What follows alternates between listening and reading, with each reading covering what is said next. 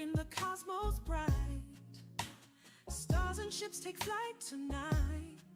In the void where dreams do play, soul citizens lead the way. Borders fade in nebula's light. Unknown worlds will chart tonight. Through the galaxy we soar. Endless journeys at our core. Borders fade in nebula's light. Unknown worlds will chart tonight. Through the galaxy we soar. Endless journeys at our core. Starry roads in endless skies. Soul citizens we rise. Charting courses never lost. Together the verses crossed. Squadrons call on the horizon. Battles fought, our hearts aren't frightened. In our ships we face the dawn. Soul citizens carry on. Oh, planets spin and light years fly. Boundless space where hopes reside. Brotherhood in every star. Soul citizens, here we are. Borders fade in nebula's light. Unknown worlds will chart tonight. Through the galaxy we soar. Endless journeys at our core. Starry roads in endless skies. Soul citizens we rise. Charting courses never lost. Together the verses crossed.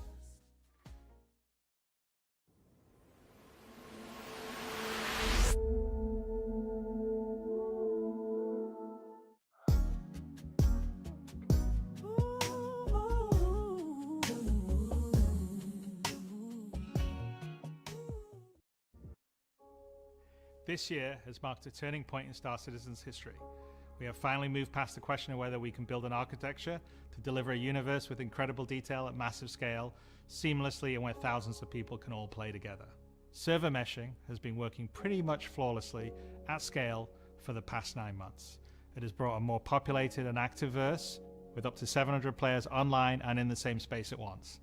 It's greatly increased server performance and delivered a much more responsive player experience. I couldn't be prouder of the team. They delivered something no other online game does presently.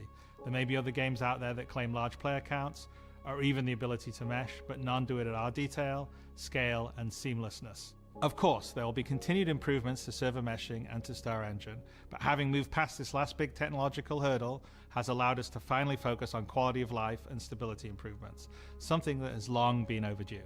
We're about to deliver our 9th patch in 10 months, with content that has brought Star Citizen storytelling into new and exciting directions. We pushed more than 24 features and more than 2,000 bug fixes. And while there is still a long way to go, the game has gotten more stable, performant, and fun as a result. We see this in player metrics. More of you play every day. The daily average users is up 45% from last year, and your play time is up 15%. So more people venture out into the verse and stay there longer than ever before. And through all that, we've told the dual stories of the Frontier Fighters Assault on Pyro and the moral compromises being made to combat the regen crisis. Now, as those stories come to a rest for the time being, it's time to look forward to the next chapter of Star Citizen, where the instability in Pyro and the callous actions of some pave the way to new adventures, new locations, and new threats. Last year, we announced our next Star Citizen would be Nyx, home to the People's Alliance of Levski and bordering the Vandal threat. Today, we're proud to share that your adventures in Nyx begin not next year, but next month, when Star Citizen's 3rd system comes online in Alpha 4.4. 2 new systems in 1 year. That's only possible because of the tireless work of our development teams, server meshing accelerating what's possible, the support teams behind the scenes, and most importantly, all of you. Now, I do miss that we're not all together under one roof this year, but in many ways, we're more connected than ever.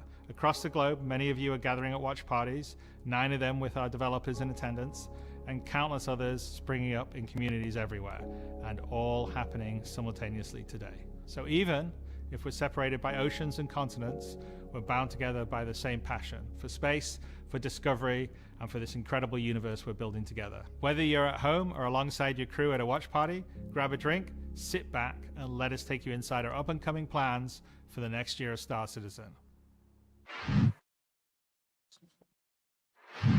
Hey, good evening and greetings. Welcome to the Soul Citizens. I am GriffinGamingRPG, and we are back again October the 12th. We are post CitizenCon Direct, and I'm joined by some of the wonderful Soul Citizens, a part of our team. We've got Captain Jones, we've got fastcart FC, and SeriousFun. Gentlemen, how the heck are you? You want to go first? I'll go first. I'm doing well, thank you. Yeah, I'm good. I'm hoping all my soul friends out there can say the same. Yeah, absolutely. Normally, I am in my RSI Zeus. As you all can see, I am now coming to you live from the fully rendered, supremely graphically impressive Nyx 1. I am in and amongst the swamps and wetlands. That's really fun. I got a question for you. How many NVIDIA 5090 do you need to keep that up? Because I think you need at least 2. 7.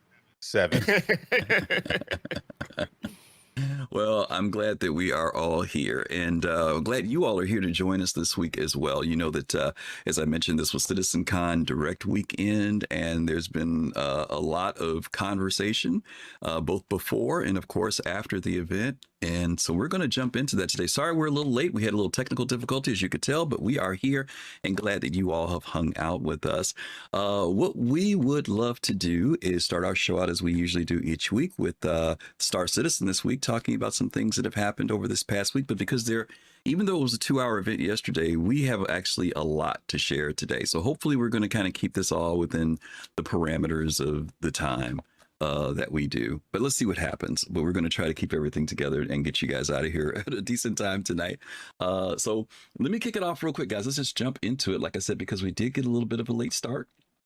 Let's talk about what happened just this past week. The October subscriber promotion kicked off.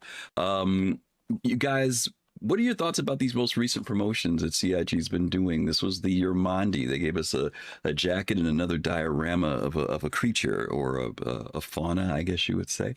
What do you think about this one? Captain Jones, I'll start out with you since you're at the beginning. Yeah, so I think it's anytime you can get some swag outside of your normal gameplay, it's cool. I'm starting to not be sure that what they're giving us is more than what they've given us before as far as compelling items. I think the jacket's pretty cool, but I am starting to get tired of statues and plushies and things like that. I like there to be more of a point in time, I was here type of thing that we're starting to get from that subscriber store. Okay. FC, how about you? I'm okay with it, but I have enough armor. I decided to subscribe this time because this is my 6th month, so I should be getting a coupon soon with this subscription. So it was roll time. The jacket I can deal with. I'm never gonna put that diorama up in my hand. Okay. Serious, how about you? You know, I was the shortest kid in my class in 3rd grade. And by 8th grade, I was 6'3". And so my mom was always trying to bring home clothes to keep up with that. And sometimes I liked them and sometimes I didn't, but I was just thankful because I wasn't the one out there shopping. Right. So I just appreciate getting some of this stuff.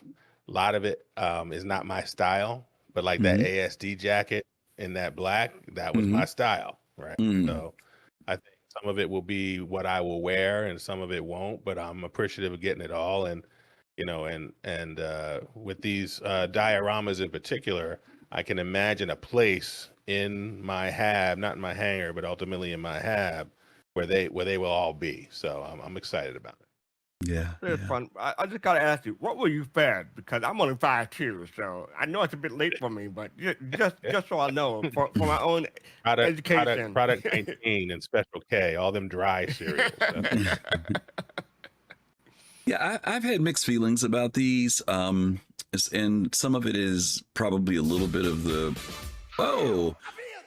Thrakazogs, thanks for kicking us off with the community gifts. We appreciate it. Thank you so much, and good to see you as always. I've been struggling with the the hab flares, the flares that they give us that are items, mostly because I've seen some people do some really cool things in the hangars, taking some of these items and decorating them. And one guy did his whole like one end. It looked like a house. You didn't even think it was the hangar. But I am still looking forward to being able to be in a residence or someplace that I build myself. And so this is just stuff that's collecting dust for me. And don't get me wrong, it's great to accumulate it, thinking that in the future it will be a place for it. But these dioramas are actually really big. They're not small. There's a coolness to it because it is like this big, medium size, 1/16 scale.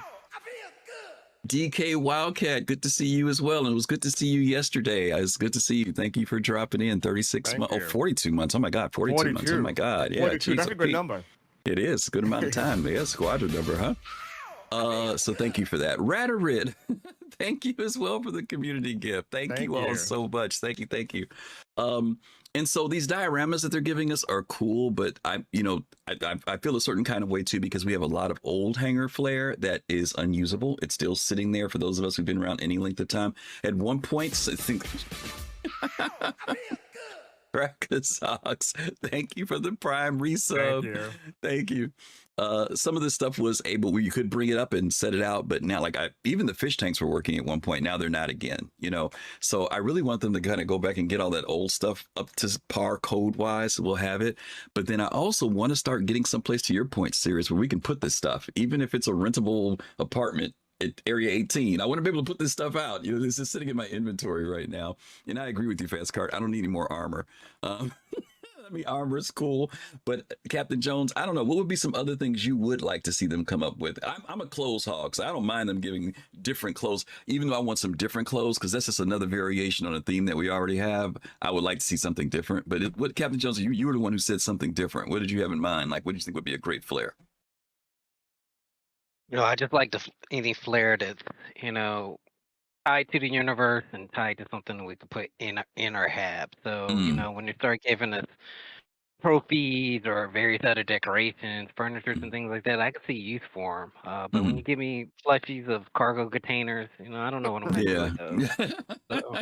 You could throw them at people when they come into your apartment, I guess. I don't know if it's going to be worth anything else other than that. Right. But, the dioramas are cool, but they're they're very large. So to add, the Wikilo flare and all that. God, cool. that big Wikilo they gave us was huge. I took that thing out and couldn't believe how big that thing was. They're cool in the hangar, but as SeriousFun said, I'm trying to think forward to what this is going to look like once we finally get habs, and I want more things like show up in hab. Gotcha. Yeah, there's definitely hangar flare, and then there's hab flare, right? Yeah. So You two just gave me an idea for like a new Arena Commander module called Plushie Fight, where we just fight with plushies all the time. No? I don't have my, you know what? I don't have my crickets effect set up. I am so mad right now. I didn't have my cricket effect set up. Okay.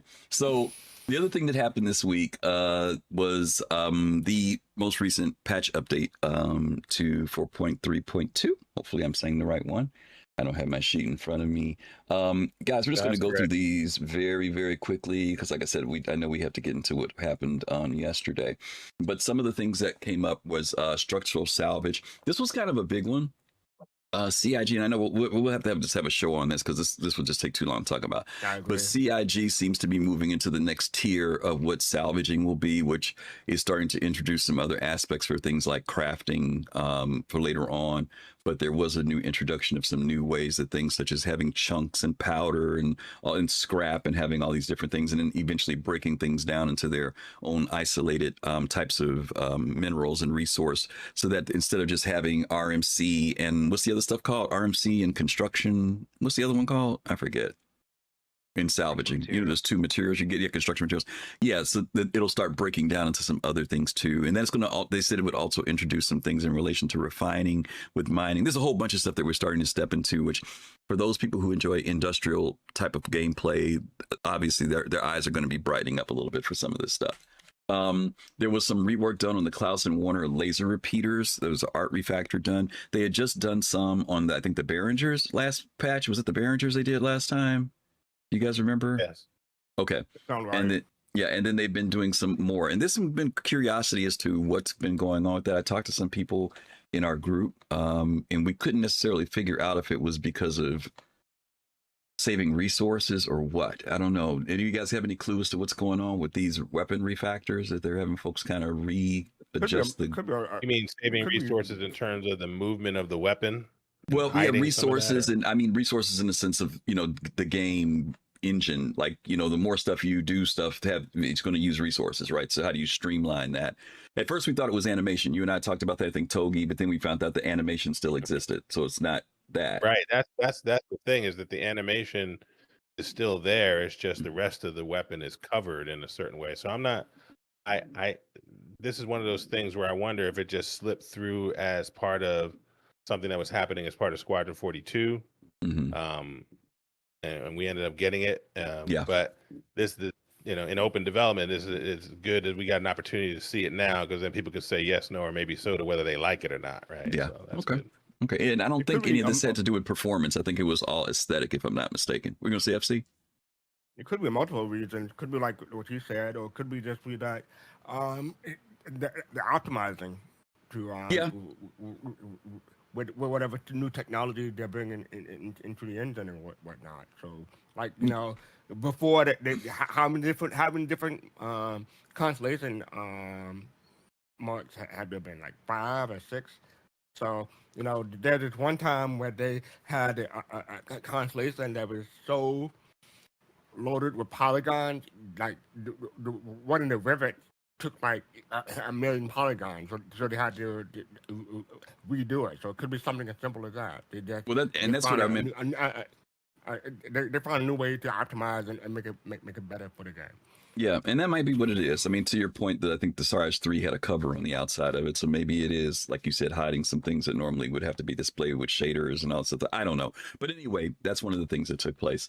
The new Wicklow ship offerings, there's been a lot of new ship offerings that have been thrown out there now. So we've got like the Crusader A2 Hercules, the Starfighters, the Ares, the Inferno, the Ion, the Prowler. More and more of these ships have been getting unlocked. With Wicklow has these custom ships with both skins and there's special components and weapons that are on those things. So that's happened. AI FPS turrets. This is something that I'm looking forward to. They're going to be adding these anti-personnel turrets for players to avoid or destroy, providing additional PvE challenges. So now, instead of being able to roll up to a bunker or to a distribution center and not have to worry about getting shot at, you might have to kind of keep your eyes open. I wonder if they're going to make that turret at the prison at Cresher. When you go to Cresher and you run to the elevator, there's a turret there that's like moving back and forth. I wonder if you try to escape, it'll shoot you. I don't know. Do you guys feel me on this head? Let's hope. Let's hope. Go ahead. Need to continue to have like the warden and the security people there responsive. Yeah, to how people are getting. Yeah, I agree. The heavy battle tech armor Palatino. Do you guys know anything about this? Is this a new armor that people are grabbing over at the Onyx, or is this something different? Yeah, it's something different. So we haven't seen this one yet. Yeah, that one's not in game yet, but they're just giving a preview of what it looks like. It's not in the PTU? You can see it in Wikila Emporium and in one of the display cases, but we just don't have access to it yet. Okay. Battle tech armor. Is there anything special about it that we know about it? I've never heard him say Battletech armor before. That's why I'm asking. He just says it's used as heavy armor. I assume it's armor with tech. That's all I know. I mean, that's the one that had all. That's the one that had all the wires and stuff running off of it, right? Yeah, that's it. Okay. All right. Mission pickup in locations. This is supposed to be when you go into certain locations, a mission will pop up there for you to do if you happen to stumble in there at the right time or something like that, if I'm not mistaken, when you approach a designated area. And then last but not least, the Yurmandi and the Yurmandi Cave was also, this is the new variant, or I guess it's a variant of the worm that we've seen before. There was the Valakar previously, and now we have a subterranean type of creature. It's definitely different attacks, has a different look to it. You guys got any thoughts on the Yurmandi? I'm trying to figure out why they went with the name Yurmandi. Hey, we got Ray. Welcome later. Astropub. Oh, thank you so much. Appreciate the rate of 247. Wow, that's a lot. Sorry, I've got something I'm Yeah. chewing on. 07, everybody. Thank you so much for coming. Paul, thank you. I was watching you earlier as you've been battling the turmoil inside of yourself about Knicks 1. But I've been watching you. I started at 12 o'clock, you were talking about it. I looked again at 4 o'clock, you're talking about it. But it was a great show. And I hope you guys enjoyed Paul's show. I hope you had a great stream, buddy. Once again, thank you all for joining us. We are doing our own review of CitCon. And that's what Paul was also doing this weekend. We're doing our own review of CitCon Direct. Thank you guys for being here. Appreciate you hanging out with us. If you'd like to hang out with us, love to have you. Go ahead, Sirius. What were you going to say? No, I was gonna say that. Fastcart, I'm sorry. Yomandi, I know we all look alike. No, I'm kidding. But Yomandi kind of remind me of Jormagon, I can't pronounce it. Jormandi, the world serpent, the one that tricked around the earth or the world. Mhm. That's what it's derived from. That's what it's derived from. So I thought it was. So I was wondering why they went with Yomandi instead of using Yormagon, because it can be copyrighted or something like that, because that's like a mess or whatever. So I'm not sure why they went with a new name. Well, probably better. Just it keeps it within their thing, make it their own. Yeah, absolutely. Yeah. Captain Jones, any thoughts real quick before I give my 2 cents on this? Yeah, I mean, we got a new worm, you know, Mhm. we got a bunch of other worms. It's kind of cool. I still wish it would move, or I wish you know, it wasn't just a stationary turret. Mhm. Even though this one is a bit more compelling than the ones we've had in the past, you know, once you fight it, and there's multiple ones, and like when you get hit with this, I guess it's an electric attack. You're going to feel it. Mhm. But I'm still waiting for something that's, you know, running around, dodging, giving us some more of a challenge. You know, anything that just kind of sits there, you shoot it enough, it's gonna go down. Yeah. Captain I Jones, think you've been over there. I haven't been over there. Let me ask you a quick question.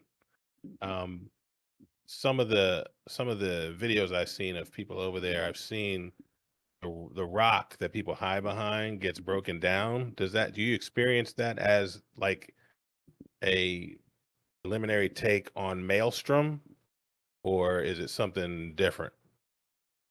I think, you know, they kind of did slide that in as maybe a test bid for the Maelstrom. You hide behind those big pillars. You know, it's a little bit of a shock the first time. You think you're safe, then next thing you know, you're getting blasted after it hits it a couple of times. So, I mean, I like it. You know, the rocks do respond, so they don't disappear for a long time. So I don't know if that's intended or not. But if it is, you know, a pathway to Maelstrom, I'm all about it. It's exciting. As soon as we can get Maelstrom in there, that just opens up all kinds of doors. Excuse me one second, Fastcart. Nice. When you say that they respawn in, is it in that instance, or are you just talking about like after it's over with, or are you saying it actually pops back up while you're still in there? It'll slowly start to pop up while you're still in there. Okay. Go ahead, FC. I was gonna say I participated Friday, and I didn't like it. I thought I was safe behind one of those rocks. I was just blasting away, and next thing I know, like, oh hi, died. I didn't like it at all because I'm a run point and shoot kind of guy. I need someplace I can just sit still and shoot at it. But yeah, you need to be on your toes for that fight. Okay, cool. I will say, and you're going to hear me say this several times probably as we get into CitCon as well. I want CIG to stop telling us some things. And the trailers for the last couple things that they've been doing, they've been showing way too much. I've been barking about this in our Discord this weekend, but starting to feel like watching movie trailers. I don't need to see everything. I didn't need to see, y'all bear with me for a second. When they did the last one, and it was at the ASC Onyx facility, and it ended with that last scene with the guy walks in and he looks up and he sees the Vandal blade suspended. I did not need to see that. I didn't need to see the shot with the Vandal that was strapped down. I didn't need to see that. I would have loved if they did cut it off, and then people would have went in and experienced it for the first time. Now, don't get me wrong. I know people are still going to make videos and stuff, but sometimes I stay away from stuff because I want to be able to experience it. And to me, it takes the wind out of things. And so I like the fact they're introducing, and we saw these variants last year when we were at CitizenCon. They showed us that they had these different versions of the worm. but I really wish they would like pull back and just give us a little bit of room for discovery sometime. But that's just me. Yeah, don't worry, GQ. No, That's what no, I'm going to no, I talk hear about you. when we No, get you in there. did. I'm going to talk It's about not. it. Yeah, it's not just You you. I mean, Uh, if you were and bothered by that, you had to love the CitizenCon Direct, walking us through step by step and of the next mission that we're and gonna I be have to seeing in tell you there. that there is really only a couple of personality types to manage here, right? mm, Because I am my personality type is I can't be spoiled. I don't give a damn what it is. I can see the whole thing and I still want to go see it, right? mhm, But then you're not making it for me. You need to make sure mhm, that you are paying attention to the folks who don't want to be spoiled, mhm, right? You raise the parallel of movie trailers. Well, a good movie trailer figures out how to do that and show you without telling you everything, right? mhm, It mhm, still makes you intrigued to go see the movie, and you go, "Oh, I still want to see the movie, but I don't really know the story. I don't really know what happens." mhm, Right? And they need to, as cinematic as CIG has been, they need mhm, to start thinking about that in those ways. They need to do it in a way that tells people there's something new, tells people that get them excited, put them in the mhm. setting, but don't give away what actually is. Yeah. They don't need to do that. Do you guys remember when the Starfield trailer came out? And the Starfield trailer looked so cool. And at the very end, they showed that like magical thing that you could do. Remember that? And I was Yeah. like, why I would was you hyped. show that? It would have been No, so It cool was if real quick, people. but they the still thing showed it. Yeah. It was like, I why was would you hyped do just for that? that. I was hyped just for that because I was like, oh, cool. Maybe it's not a Mass Effect. Nope. Yeah. But I was just saying, I mean, the fact that there are things you can do to your point. And I think Sirius was saying this, like I said, when they showed that last sequence and he sees the Van Duel strapped on there, we just could have saw him say, oh God, why did, and just cut it off. I didn't. And then we'd figure, why do you, Show that's his my thing. face. Don't show Yeah, Yeah, that. that's show his right. His face. face. That's what I Yeah, mean. That's what I yeah, mean. Yeah, just show yeah. his That's what I face and meant. then cut it.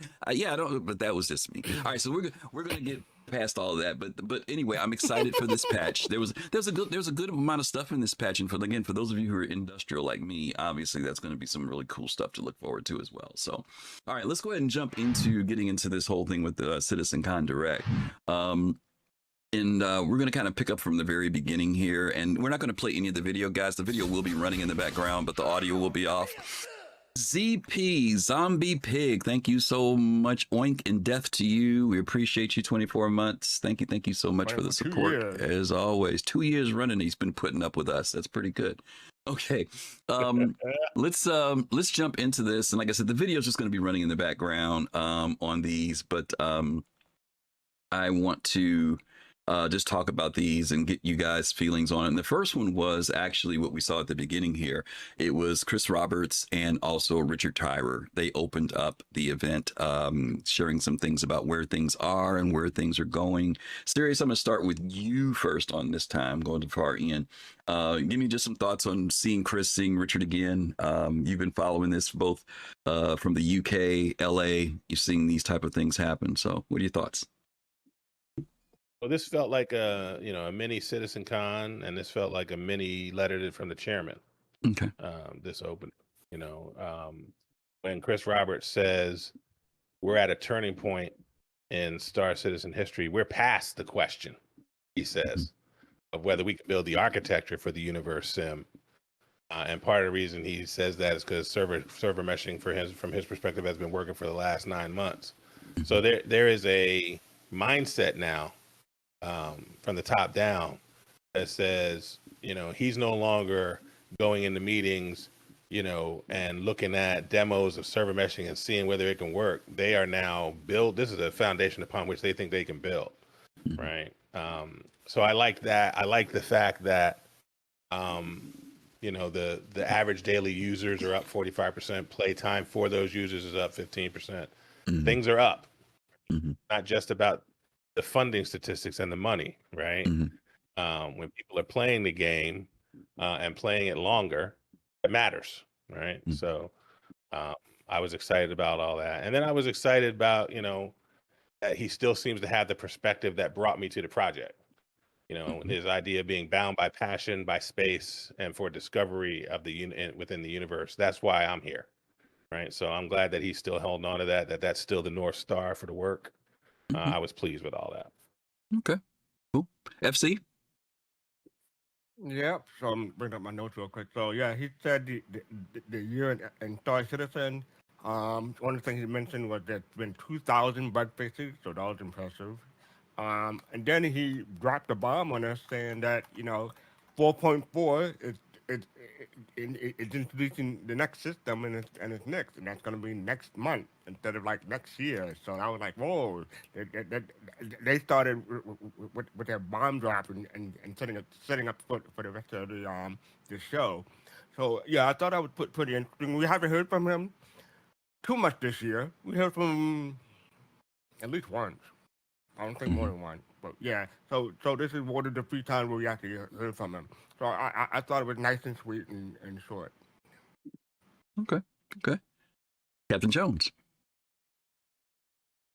Yeah, my takeaways are along the same lines as what's been said. I mean, I found it refreshing that both Chris and Rich, it was less of proof of concept and ifs and what we're hoping to be able to do, and just kind of talking about how they at the turning point where our tech is ready.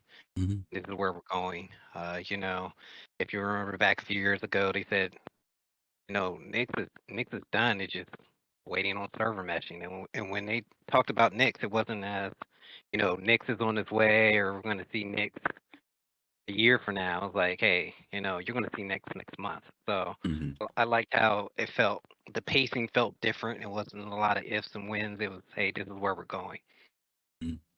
Do you guys feel that there is a strategy behind who goes on camera when? I mean, I think CitizenCon, it's almost expected that we're going to hear from Chris. And there's always been the people who didn't want to hear from Chris, people who do want to hear from Chris.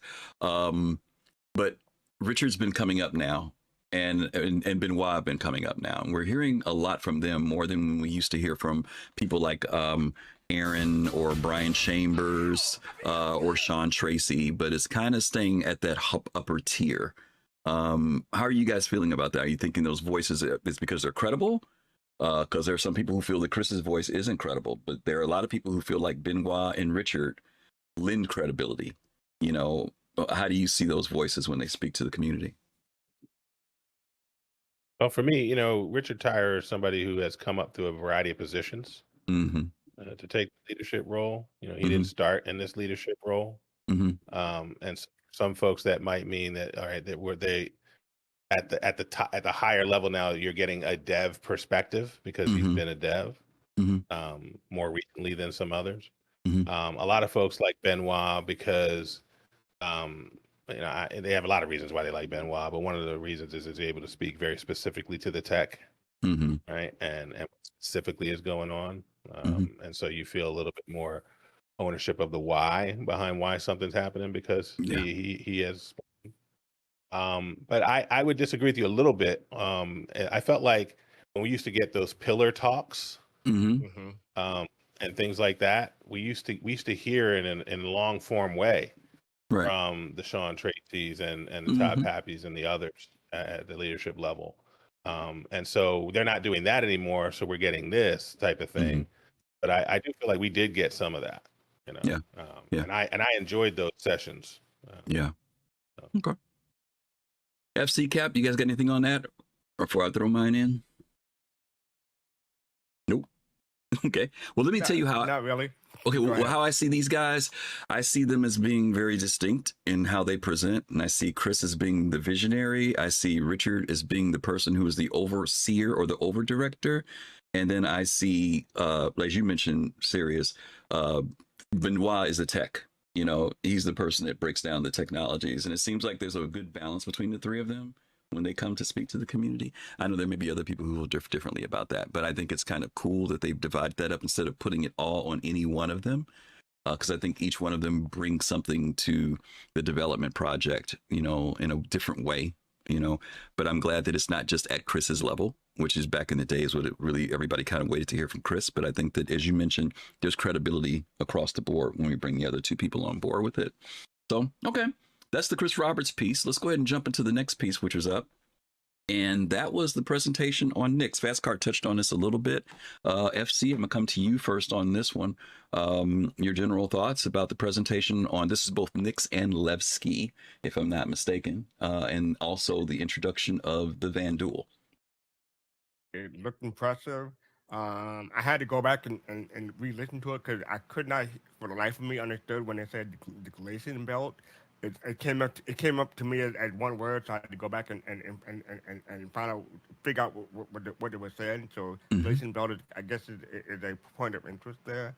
Mm-hmm. And they mentioned it's going to be a combined arm operation, so that'd be interesting. I mean, that's not really my thing. My thing is coming up later, which we'll get to. But yeah, they providing more of a story, and for the science run amok is going to be continuation of that or conclusion of that.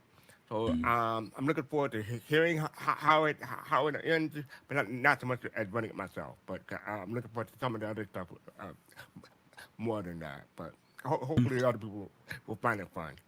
Okay. Captain Jones? Yeah, pretty excited to hear about the Knicks. Anytime you get a new system to go explore, uh, that's always cool.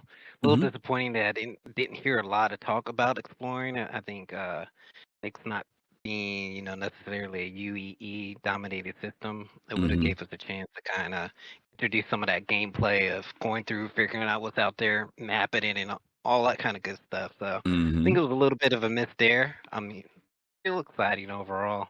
I feel like after watching it, kind of already know what everything is in Nix and every mission and everything I have to do. So I'm hoping in the future to kind of leave us a little bit more intrigue and discovery going forward. Mm-hmm. Okay. Serious? I liked it all. I've been looking forward to Knicks and getting back over there. The People's Alliance has my energy. Mm-hmm. Um, I'm a big fan of theirs, and I'm interested in supporting that. I thought that it was interesting that they took the time to place what they're doing in Nix as a subset of what they said they were going to do in Telling the Road to 1.0. If you remember, Dave Haddock got on stage last year and said that the main story is narrative experience, NPC driven, and Mm-hmm. designed to be completed at your pace, right? And it looks like they're using Nix as a subset of that, right? Mm-hmm. We're going to have a narrative driven experience, NPC driven, right? And designed to be completed at your pace. So they are practicing their stuff, right? And my guess is that we'll get evolved variants of this, particularly given our feedback for each one of the systems and that they roll out. But I was excited to see that they had a lot in store for us in terms of the new combined arms operation, the new factions, the new adventures. I thought that they were trying to have their cake and eat it too when they said things like, and we're going to build it right in front of you, right? On the one hand, that means it ain't done, right? Right. But on the other hand, in a crowd-funded environment like we're in, we're going to get some nicks and give feedback. We're going to get other pieces of nicks and give feedback. We're going to get final pieces of nicks and give feedback. Mm-hmm. I think that would kind of like be the ideal scenario, right? Mm-hmm. I know everybody wants everything already, and why can't the game be over now? But I sort of like this approach to it, so I'm enthusiastic about it. Yeah, Last thing I'll say is they said Nick's story centered on whether or not the People's Alliance can keep it together, or will they ask the UEE for help? So I'm interested in that story arc in particular as well. Sorry, Captain Jones, you were going to say something. Oh no, sorry, I was interrupting you. No, I was just gonna say, I appreciate that approach too, specifically about you could look at it glass half full, half empty, however you want. But the fact is, I mean, Nix is here. Stanton wasn't complete when we first got Stanton. We watched Stanton evolve in front of our eyes. The fact that they are not waiting to have Nix 100% complete before they put it in our hands shows that they're looking to be a little bit more agile and pick up the pace of development. Okay. Let me give some quick shout outs to SC Maxdex for the subscription. Thank you for that. Appreciate that. Escape 907, thank you for that follow. And Mordatil, thank you for the follow as well. We appreciate you all hanging out with us today. Yeah, the next presentation, I will say this because I will have to say this. Fastcart and Sirius and I had a little thing going in our channel and said what would be the 5 things that you would shoot for that you think will happen at CitizenCon. And the number one thing that all 3 of us picked was going to be Nix this year. We all did call that one. Now those other 4, we can throw those out the garbage can, but we did get this one. Okay, this one we got right. We got some of the other ones, but in general, we were all unified about Nix being something, and we wrote that back in, I don't know, August or something like that. I don't remember when we wrote it, but that was our thing. No, 2 weeks ago with the producers. No. There's a thing that we posted in our thing, and I said, you guys tell me. That was a while before we did the producer show. Thank you very much. Why are you gonna try and take credit away from us? You're supposed to add credit to us, not take it away. I'm trying to give us double credit. That's what I'm doing. Oh, double credit. Oh, okay. So, can I ask you all a quick question? Yeah. How did you feel about the Vanduul space indicator? Like there would be. Oh yeah, that didn't. Yeah, that didn't. It didn't bother me. I got what they were trying to say, especially if they're giving a visual cue towards something that, for some people, would tempt them, and other people it would make them say, "I'm not going in that direction to start exploring." And the question is, what's out there, right? Because they imply that it's something even before you jump through to Nix, that there's going to be something out there, right? Hopefully they won't tell us, but at least that's that there is something in Nix in that direction. Mm-hmm.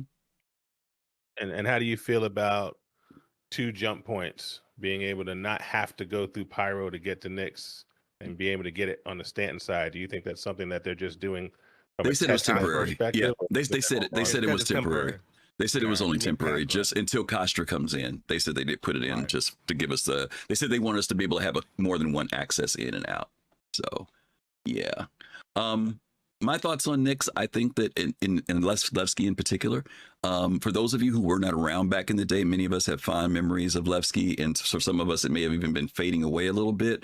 It was really cool to see Levski again and to see the obvious expansion and the amount of dedication of detail.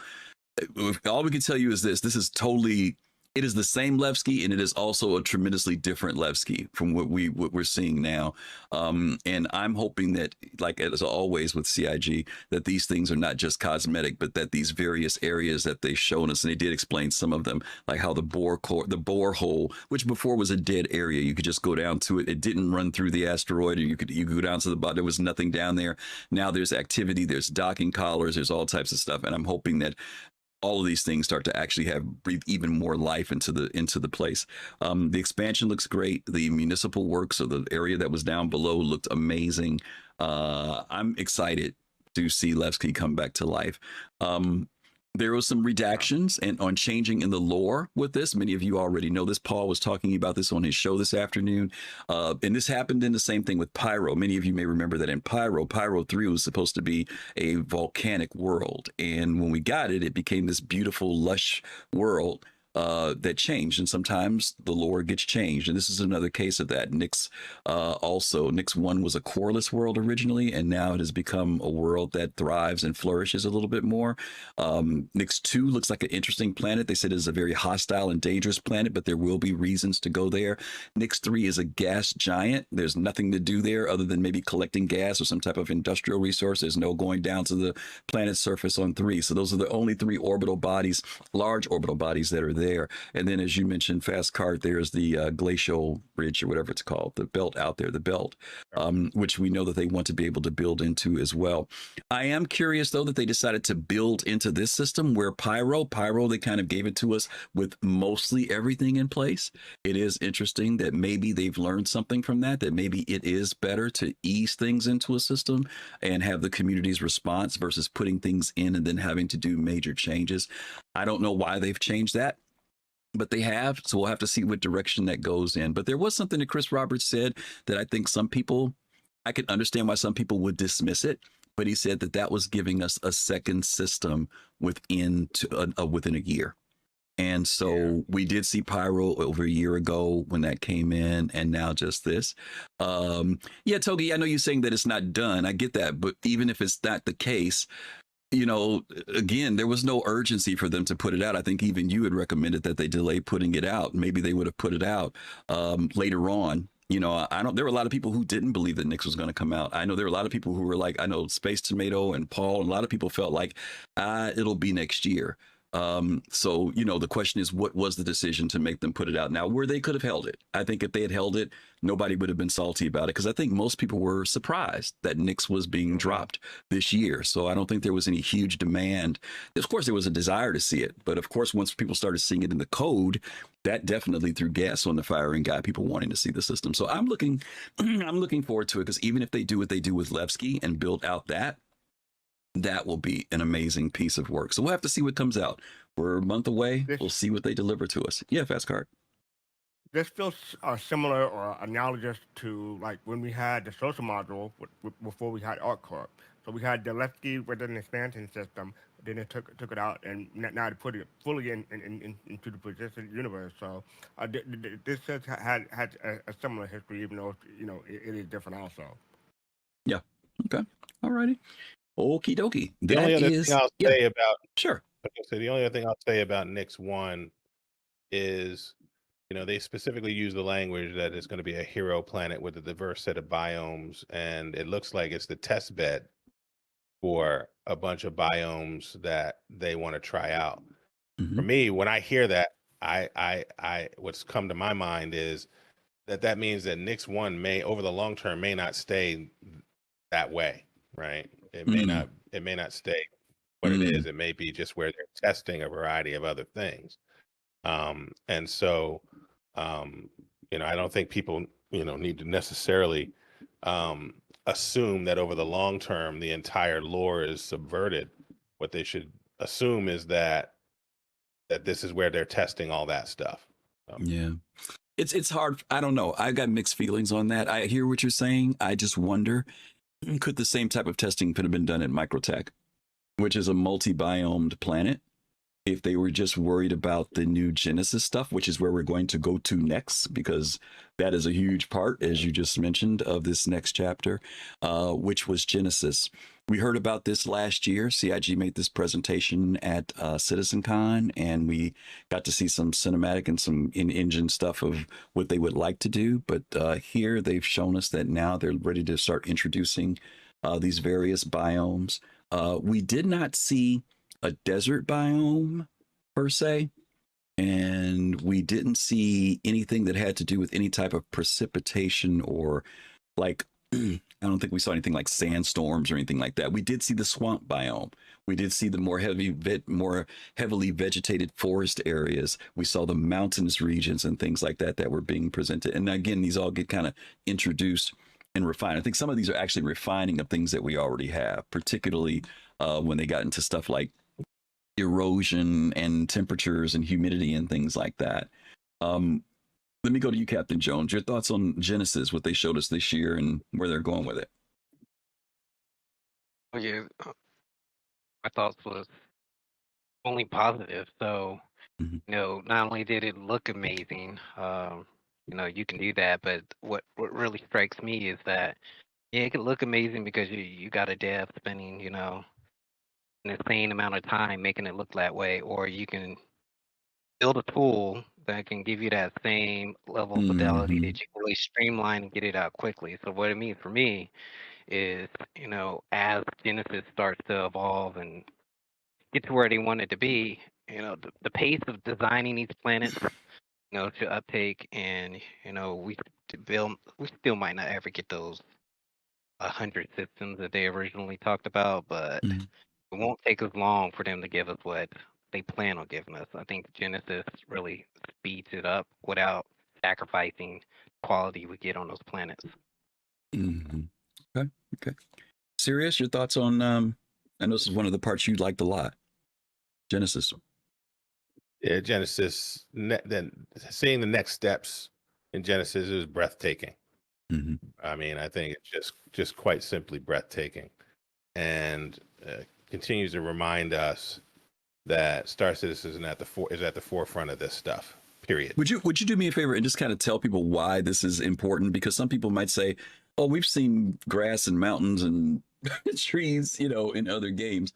If I can do it, if you want to do it, but just maybe just a short encapsulation of what's so different about what they're doing with this. Well, again, it's the development of tech relatively heretofore unseen, right? Mhm. So when we're talking about terrain detail and terrain detail at scale, what they're trying to manage is, not only basic stuff like pop-in and LODs, but trying to give us stuff that is, and not just responsive to an artist having to go in and design it, but responsive to components of nature, right? Mhm. So soil, temperature, all of these things. And the language that they used was, we're not going to see a meadow or scattered rocks because somebody put it there, but because the system that they lay out makes it just want to be there, Mhm. right? And when you do all of those things, whether it's the medium tiles, that new layer of data, or the virtual terrain patches to manage the distance problem, or all the stuff that they're putting together, when you do that, you compress time and space in terms of how long it takes to build these things, right? Mhm. And so to Captain Jones' point, whether we get 100 systems or whether we get some other number, we will get them faster and with this detail when they have these tools and these systems in place. So Yeah. I am super excited for what we saw, and I think it's just breathtaking and incredible. Okay. Seems like we may have lost FC, so he popped out. So I'll jump in and hopefully he'll He pop back he in. looked at these images and passed out. That was Is that what it was. happened? Is that what happened? Yeah. I mean, one of the things, and Jay just kind of hit what I was about to say. One of the things that they've been able to do with this, to your point, is being able to have whatever data, physical data of a planet that they want, to input that information in, and then this thing generates it in real time. And what it does is it also does it dynamically. So to your point, Sirius, things like temperature, night and day, humidity, all those things, even soil, all start to play a role in what the environment looks like versus, as you mentioned, the hand tailoring of an artist who comes in and lays these things out. This goes way beyond even procedural generation. The fact that you can have seasons, whether when you come back, it's different. Like right now, I'm so mad because there's a cloud that hangs just to the right of Area 18 at Hardcorp, and that storm just sits there all the time, right? It's always there.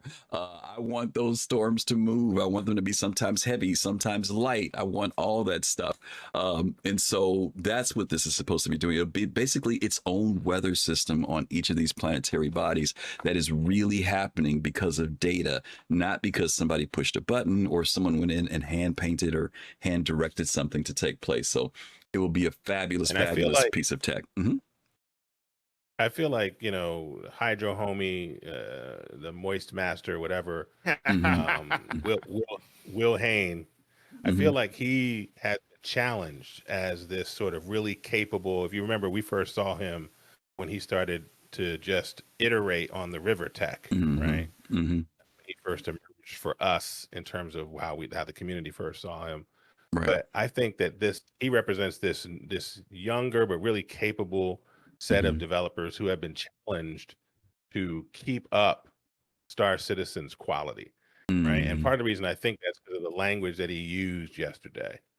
He said, at our contemporaries, we lacked detail at the ground scale, and to combat this, we created these tools and new systems, right? So they are looking around at other games, and somebody made the point yesterday, it doesn't even have to be other space games. It can just be other games with quality detail. And somebody said to them, I thought we were the best. What are we gonna do about this? Right? And this is the result. And I think the result that we're gonna get is incredible. So this is good stuff. Okay. All right. FC, real quick, let you jump in, and then we're going to move on. Yeah, my router decided to break real quick, but I'm back. I don't think anyone. I don't know if anyone mentioned it, but I gotta give a shout out to Pedro Camacho. The music in these presentations was great, excellent. and just the digital audio all around in these presentations were great. So I really enjoyed the audio aspect as well as the visual aspect, but specifically for the planet and and the tech, it looks amazing. Everybody else has been giving kudos, and I mean, I don't know about y'all, but my video card started crying when this was going on. So I don't know how I'm gonna run some of this.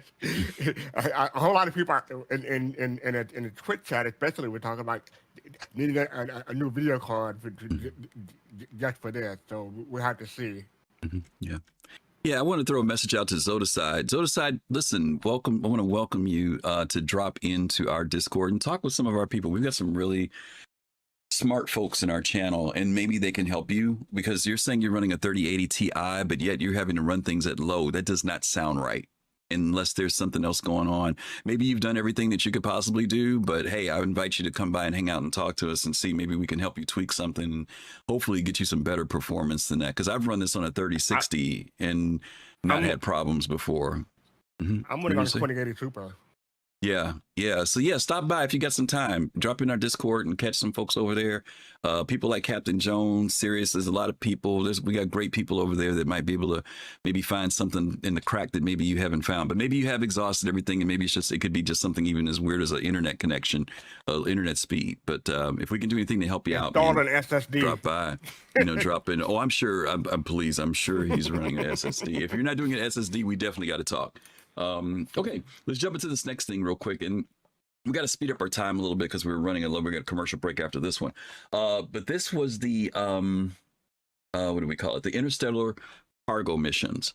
Now, this introduced a whole nother area in relation to cargo. It leans toward PvE, but there could still be PvP involved in it.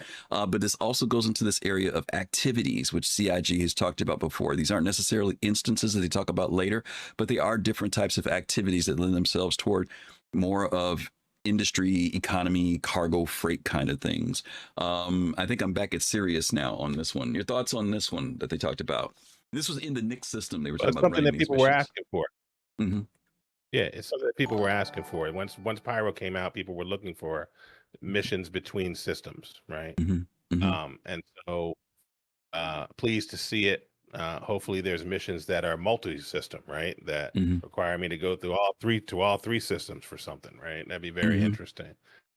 I also like the fact that they added something, right? They didn't just say, now here are missions between systems, but it's pirates may be involved, so interdictions may be back, or they may pop up, and then express timers, right? Which they mentioned, which you have to do it very quickly, right? And I'm interested in that as well. You're getting a little taste of that in terms of the timer in the current Hunt the Polaris missions, where you've got to get to the emission cloud and the ambush area. Timer runs, or you want to be there before the timer runs out, right? But this is in the context of hauling, right? And we've seen this in other games, but this is something I think we definitely need to have. So I like it. Yeah. Real quick, Rusty Pigeon Gaming, thank you so much for becoming a soulmate over on YouTube. Thank you for watching us. Those of you on YouTube, thank you all for being over there. We don't want to think us that we have forgotten about you. We appreciate you guys watching over there on YouTube. One of the things you just mentioned this on the side series, but I do want to mention that was one of the differences with this, is that this is a situation where missions can be picked up in Stanton, but they go over to Nix. So there's this dual system thing now. Everything's kind of remained contained either around a certain orbital planet or within the Stanton system or within Pyro, but now these missions are going to be assigned across. You have to jump through the jump point basically to get to them through the wormhole. Captain Jones, I'll jump to you on this one real quick. Your thoughts on interstellar cargo missions? Yeah, I mean, I loved it, not necessarily for cargo itself, but for the overall concept of being able to have missions going across systems. And we have 3 systems now.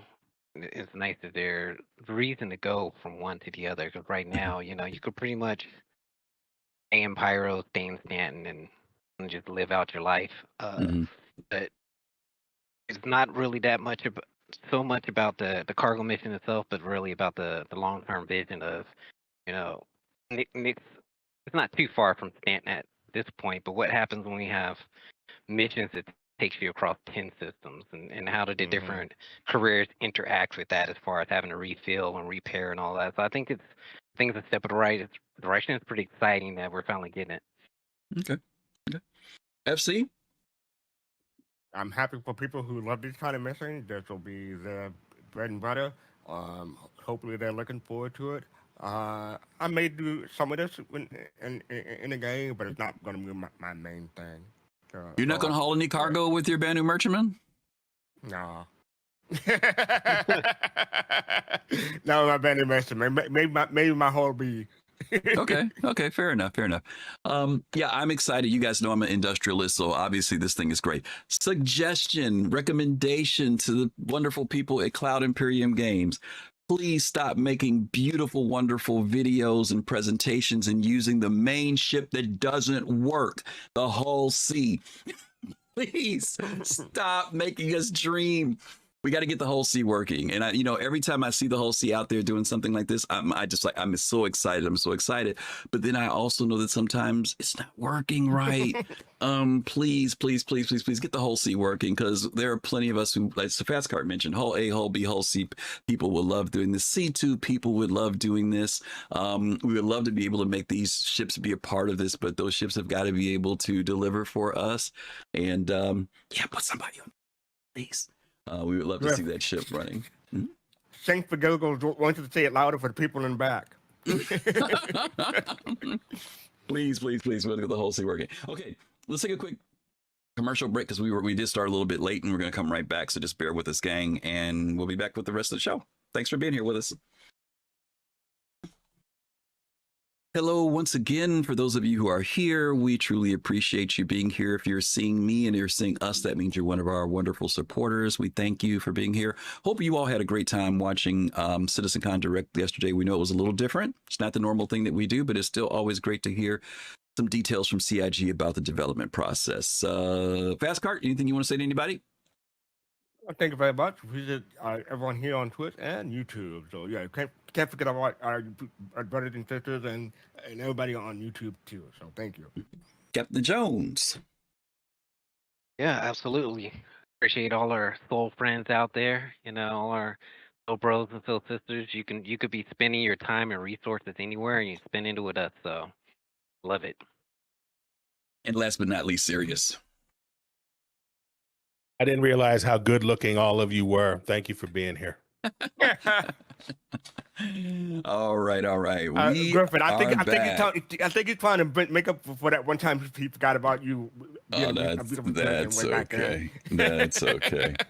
We are back. Thank you guys so much for being here with us. Good to see you, Coffee, out there, Mad Style, some of our old, long-time supporters. Good to see you all out here. Hope you all are doing well.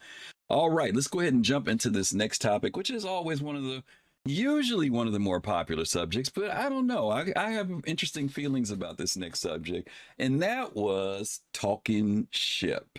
FC, Before you do that, Griff. Yeah. Before you go to talking ship, can I just say something about Rock Cracker? I wanted to say something too. Y'all didn't say nothing. Let's go back. Let's talk about it. I don't want to go too far back. I just want to say that looks very interesting. You can see that they're nowhere near it, because they've got the mix of images we got were concept art and work in progress. Mm-hmm. But I like location, and I like the idea of having to turn everything back on and what might happen. So I was excited about that. All right. Yeah. FC, what were you going to say? Yeah, I'm excited too. It looks interesting. I'm not going to go through everything they described, but it looks interesting. I might take part in this. But yeah, that's all I wanted to say about Rock Cracker. Okay. How are you feeling, Captain Jones, about, this is kind of seeming like this is happening from when we got ASD to Onyx. We've got these activity missions now where there's a process, right? I mean, there's steps that you have to go through. How are you feeling about this now, as far as the direction that CIG is doing, is creating these activities that are always there? People can go to them whenever they want to. Is there anything that you feel should be tweaked about them? Are they a good place to start? What are your thoughts? Well, I think it's a good idea. I mean, you talked about Onyx, so when you make your first trip out at Onyx, it seemed pretty cut and dry, very simple activities. But as it's involved, you realize there's a lot going on Onyx, a lot of different activities, things that people could be doing in parallel, and it advances lore and story. So there's a whole story and narrative going along with Onyx too. So if they can emulate that across the verse with the different activities, I think it'd be great. Really the only problem I have with it is them just walking us through the activity instead of letting us Mm-hmm. go figure it out. Mm-hmm. Yeah. And this is how we kind of started out the show, talking a little bit about this, about showing a little too much. And I have to wonder if this is a struggle between what would be the marketing people, and the people who are designing, them finding the right amount of balance to draw us in. Because obviously, those of us who've been around for a while, we may be the ones who want to be held for suspense. But then there are the people that you're trying to maybe sell a new product to, who don't know background, who don't know what things are. And when they see that full trailer, that draws them in. I'm not sure what the best thing is. I know for me, I was only speaking for myself when I said they're showing too much. I don't know what analytics and marketing analytics tell as to why they will kind of show everything. Is that better for the new person who doesn't know anything about Star Citizen? Or are you the type of person like Sirius who says, hey, you can show me everything, I'm still going to enjoy it? Or is it like me, the person that wants to maybe discover those things and catch a little bit more surprise out of the deal? I'm not really sure yet which one is the right way to go, but I'm sure they've got smarter people than me over there. But hopefully, I don't know about that. But in every case, there's an opportunity for us to say to them what we think. So if you are bothered by how much they've shown, don't just say it here. Say it to them. The forum where they can hear you, and please say it in a way that they can hear you, but definitely say it in a forum that they can hear you. Right? Let them know that there is a group of people who would prefer a different cinematic style to the trailers and to the presentations that doesn't give everything away. Okay. All right. Fair enough. I just want to say real quick, at 2 hours, 50 minutes, 39 seconds, Jared addressed this, and Jared was No. saying, There's two different things. I'm gonna get to that at the end because we're gonna talk about Jared at the end. So hold on to your thought. You can talk about it, but at the end we have a thing in there about Jared, and you can cover it then. Because what Jared said was is that you didn't show everything. I know what you're going to say, but they showed everything with that. That's what Captain Jones was saying. They literally walked us through the missions. And that's what we're talking about. We know there's more coming to Nyx and stuff we haven't seen, but the stuff that they did show us, they showed us 98.7% of that stuff as far as I'm concerned. But that's just me. But I do want you to mention that later on when we get to the disco, because I want to do a review on what disco, how he handled everything and stuff on this particular one. Okay. Let's get back to this. Talking ship, and I'm back at fastcart. There were 3 ships. FC, we did get a little bit of a heads up on the ships that they showed. My question to you guys is, did that take the steam out of this? no, not for me anyway, because I was still interested. But maybe because I didn't really pay attention to the spoilers, so maybe I'm in the minority. But yeah, I didn't take the steam. Like I was still interested. For me, I think the Anvil Paladin was probably the most interesting to me. I'm not gonna get it because it's not a solo ship, and in order to bring out the firepower in it, you need 4 people in it. But it's my kind of style of ship because it's really tanky. Even though it does have you need people to bring out the full potential. So I think that's the, if I were to get any of this ship, it would be that one. But I'm not getting it because you need 4 people for it. But as far as the other 2 ships, the Stinger looked amazing with all the animation and stuff like that. I saw a video later with someone displaying it in the PTU, so that looks cool. And as far as the Green Bucket Shiv, Delp Bucket really turned me off. Okay. But other than that, I'm pretty sure there's some people who will love that ship. I'm not one of them. Okay. So let me say something to what Fastcart said, y'all, because this is going to be my advice to you all. Fastcart said the Paladin is not soloable and it's tanky. Go back and watch the video. CIG says it's soloable and it's tanky. Now, that is all marketing. That's what they say. That's what they say.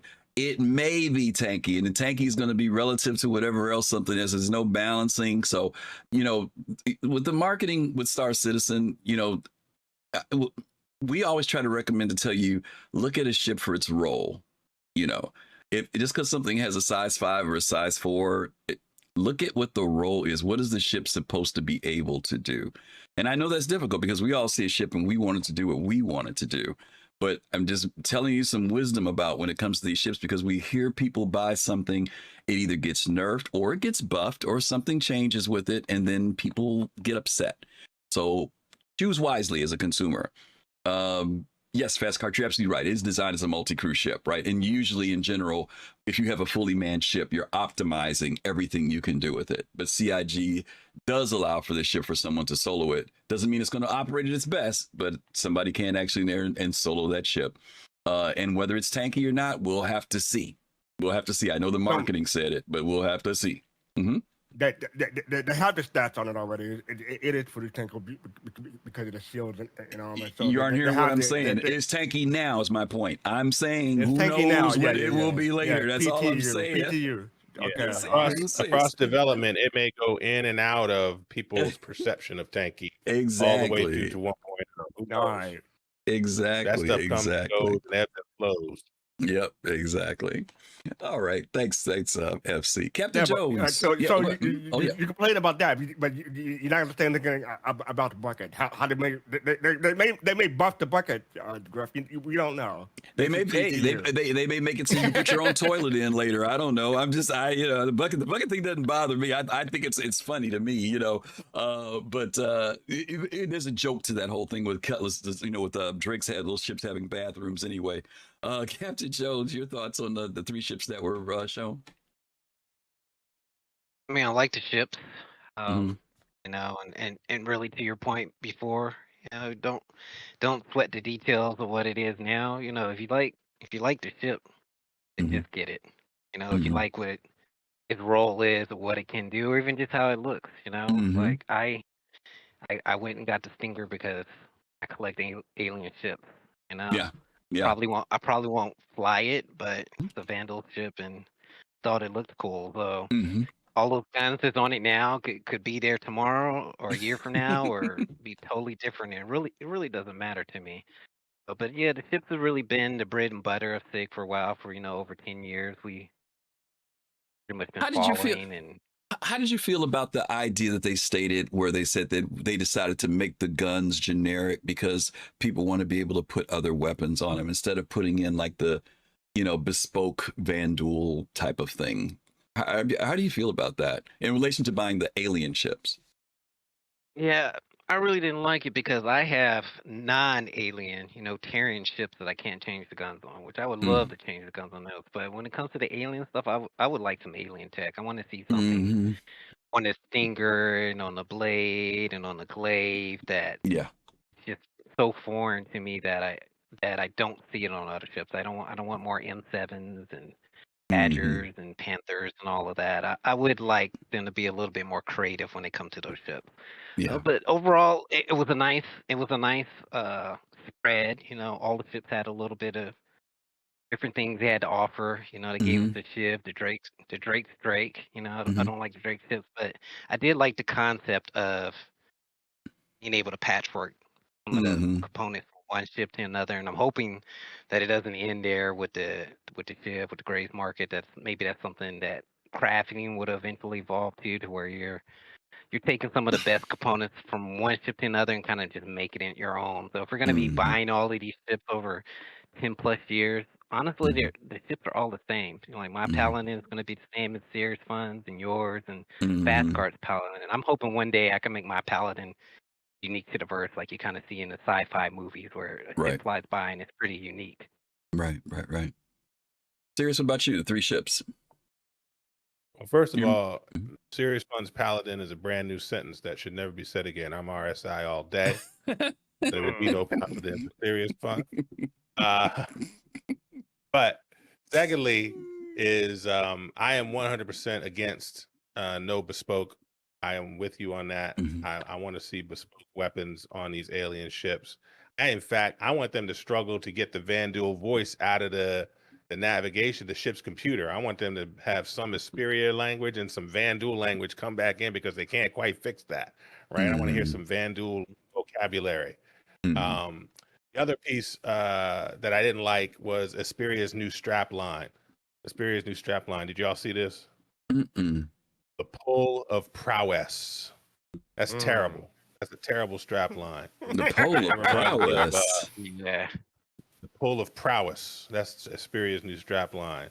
The pull And of that's like Pull. you all remember Pull. when the pull of prowess. The PRO. PROWESS. Prowess. No. I'm Pull saying of the first word. Pull. PULL. Pull. Yeah, PULL. The pull of prowess. Okay. Prowess. Yeah. Yeah, it's Okay. terrible. It reminds me of when I Volkswagen think it's so had a terrible that I slogan. didn't Remember even see Volkswagen's it. slogan was relieves gas pains. That was terrible too. So that's what it reminded me of. Wow. Can I say one thing about the bespoke thing? I think people have been complaining about getting too many bespoke weapons on ship. That this is why we can't have nice things. So this is why you can have nice things. Let them complain. That's why they're alien ships. So what? That's Right. the whole point of having this unique alien ship. I mean, Don't yell at me. yeah, I'm not No, yelling. that's I'm to your just. point. It must have impacted sales. Yeah, I mean, don't. Yeah. I'm just saying. Yeah, okay, I get a consumer versatility side of it, but there are those people who are buying, like Captain Jones, like myself. I'm buying the alien ship specifically because I want the alien ship. I want the replica of an alien ship. And don't get me wrong, if they had made it where the bespoke weapon could be on it, and then if they wanted to take it off, give them the option, that's fine. But now I've been denied having the alien weapon on my ship, and it's also weird because later, remember when they showed the piece when Jax went over to Pyro and he saw the Vandal weapons on the thing. So my question is, does that mean I'm going to be able to buy those and put them on? If that's the case, then cool. But I would love to be able to bring that ship more toward a Vandal line, more than making it a human. I mean, other than the chair, I get that, but I that's just me personally. You know, I'd rather have the option than be swing the other way. Yeah. I agree 100%. The last thing I'll say is I like the fact that the lore around Gray's Market was that he came from the Odin system. So I'm wondering if there's a Squadron 42 connection. We do see this ship in the hour-long. We see it in a previous Squadron 42 video, but we also see it in the hour-long piece where the pirates or the folks come out of the ship. They float out, circle around, and engage another ship. They're coming out of this ship. So, and then I took note that there was no silhouette this year, right? So maybe we'll get a silhouette later in the year. Yeah, maybe we'll get a silhouette later in the year, but we did not get one for this particular piece. So on my quick piece on those three ships, the Paladin we already had a lot of information about. It was a concept ship. We knew it was coming there. The Stinger, we had seen that in the Squadron 42 episode last year, in the teaser that they did, or the big prologue thing that they did. And so again, introducing another Vandal ship has been very cool as well. For those of us who are collecting the alien ships, those are cool for us. The interesting one is the Civ. That was the one that nobody really knew very much about. And there was a lot of conjecture. Some people actually thought that maybe that was going to be Vandal because of the name. But to find out, but the Gray's Market thing was what kind of gave it away a little bit. We kind of felt like, okay, this is kind of a play on the whole Gray Market thing. But again, there were some people who also wondered whether this was going to be that junker ship. And it is a very, very popular ship. It even from the aesthetics, at first when you look at it, it's like yuck, but then you start looking at it more and you start, actually, this is kind of cool, So it's interesting to see. Jug for me. Yeah, I know for some people, yes, this is what it looks like. But, when you look at it and you start seeing the ingenuity of how it's being designed with the different type of engines on it and the body styling, it will be, I think, Captain Jones, to your point, it will be interesting if we see if they follow through up on the other models we saw, which was a Mustang version. And what was the other one? It was a Mustang, a Cuddy, and there were three versions of it, I thought. Mustang, Cuddy. I thought there was one other one. Was there Aurora? Yeah, Aurora. Thank you, Jade. It was the Aurora. No, there were three versions of it that we saw in a trailer of that broken remade kind of thing. And I'm just saying, hopefully we will see those other ones pop up a little bit later on. So CIG, I just looked a few minutes ago. They've made million within the last 24 hours on their Mm. sales. So they're once again, bringing in the dough, and there are plenty of people who evidently are not only people who had already bought some of these ships, such as the Paladin, but evidently people who are also interested in these 2 new ships. So if you got one, congratulations and thanks for your support. Yes, FC. Not only did they make $2 million, they had over 11,000 viewers on Twitch and over 35,000 viewers on YouTube yesterday during CitizenCon. So Oh wow. I don't know if that's a record, but if that's over, almost 47,000 for one viewer. And like in Yeah. 2016, it had 30,000. So they've gone up. Yeah, that's cool. Very cool. Okay. All right. Our next category that came up. Ooh, there's sound on this. Give me a second. I have to turn that off. I didn't mute the sound. Sorry, guys. I had to chop these all up and put them up here. Where are you? Talking weapons. We don't want to have all that going on in the background.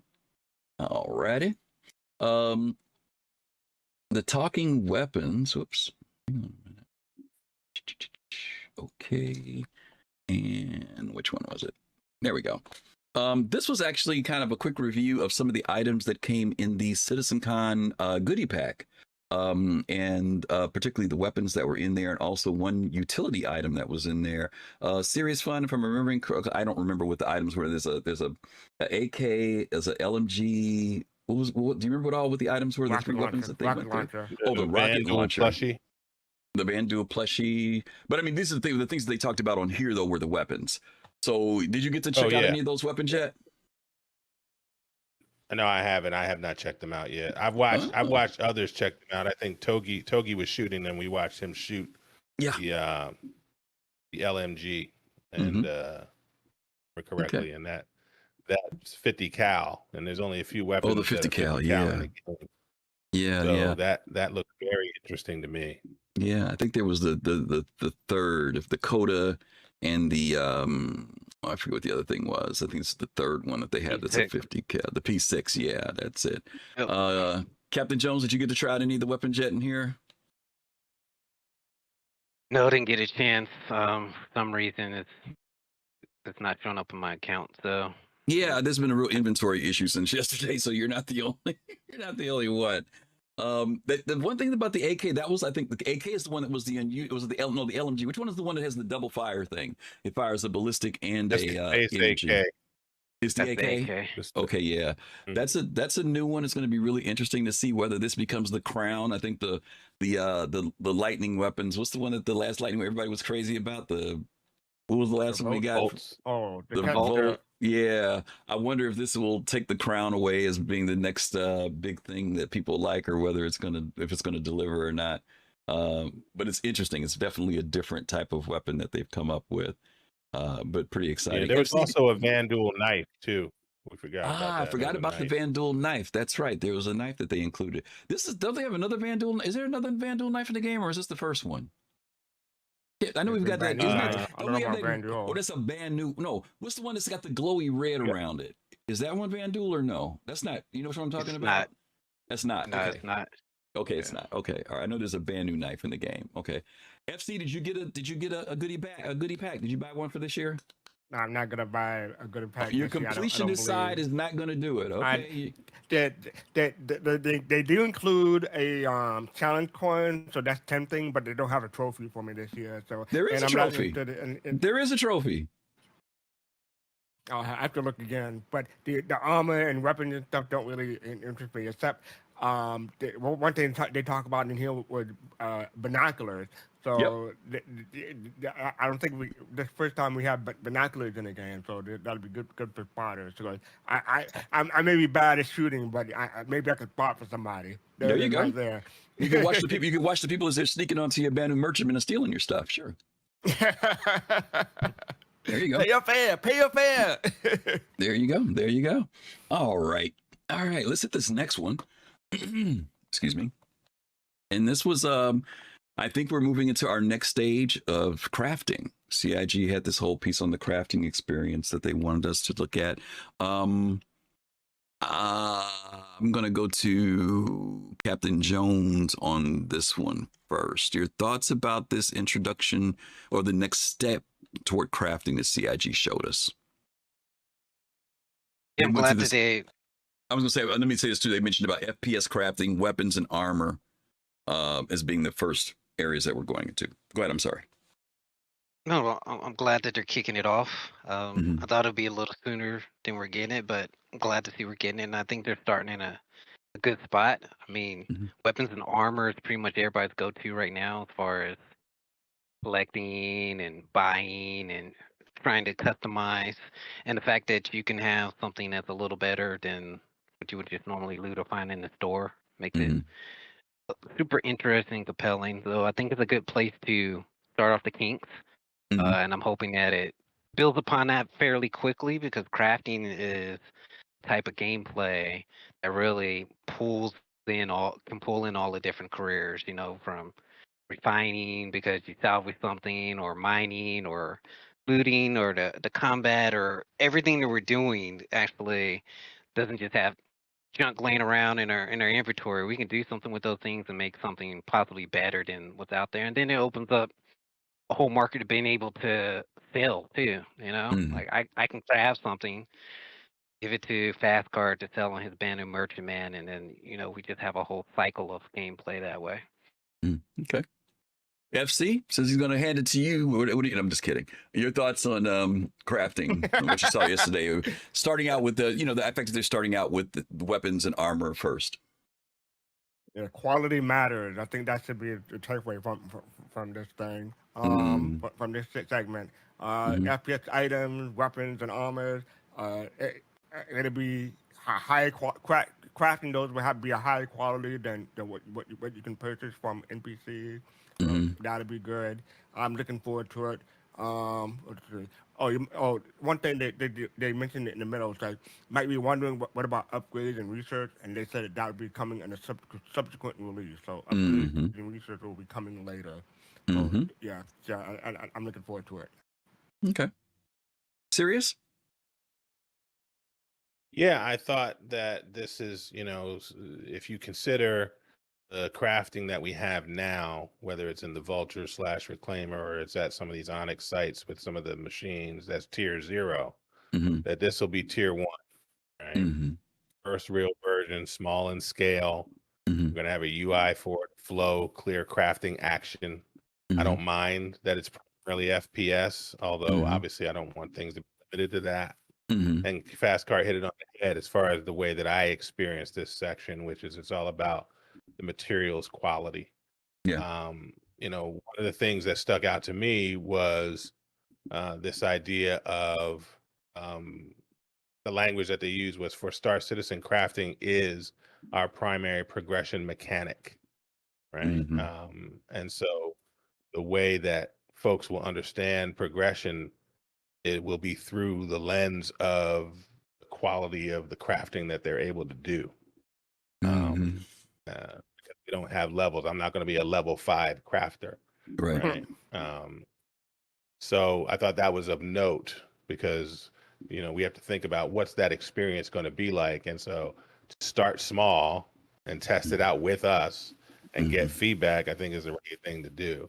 Yeah. The other thing I wanted to address is New Soul Sounds, who I love, big shout out, says in the chat, no RNG Mm-hmm. in crafting. Please, no RNG. And I kind of agree and I kind of disagree, Mm-hmm. Me too. right?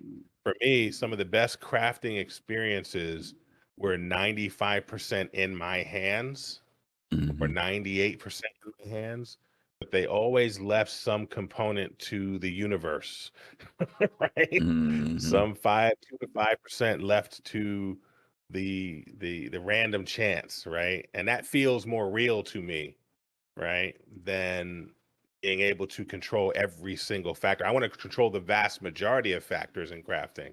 But for me, I would still love some small component to be, that RNG factor. I like the idea that, I can do everything right and it may not get to 100% perfect, right?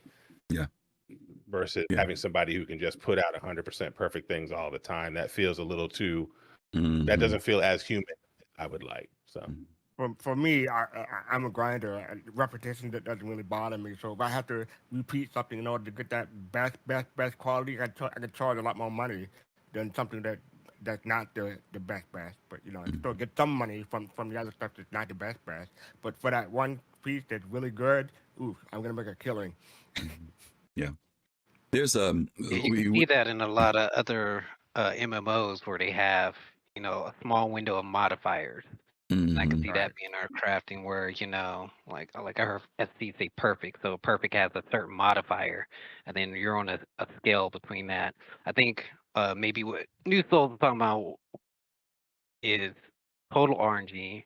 And I know for sure I'm talking about it. So I'm kind of having flashbacks to our first crafting in Wakilo. You had an option of certain ships, and they have remedied that to a certain point, but like what you got was totally random. So Mhm. you might get Yeah, I the don't ship like you was that. looking for, I or I love might that. end up with three of the same ship. So as long as I have some autonomy in what I'm going to create, then I would love to have modifiers so that what I do create has a chance to be better than maybe what I created the day before or what someone else has made. I'm all about that. Mhm. Yeah, I was going to And and, suggest and that. I think a universe sim could do things like, if I decide to craft a certain thing and I do it in a desert biome, for example, there's going to be small little advantages that I might get versus whether I do it in a biome replete with moisture, right? So it could tie crafting into location as well with some of those modifiers towards the end, right?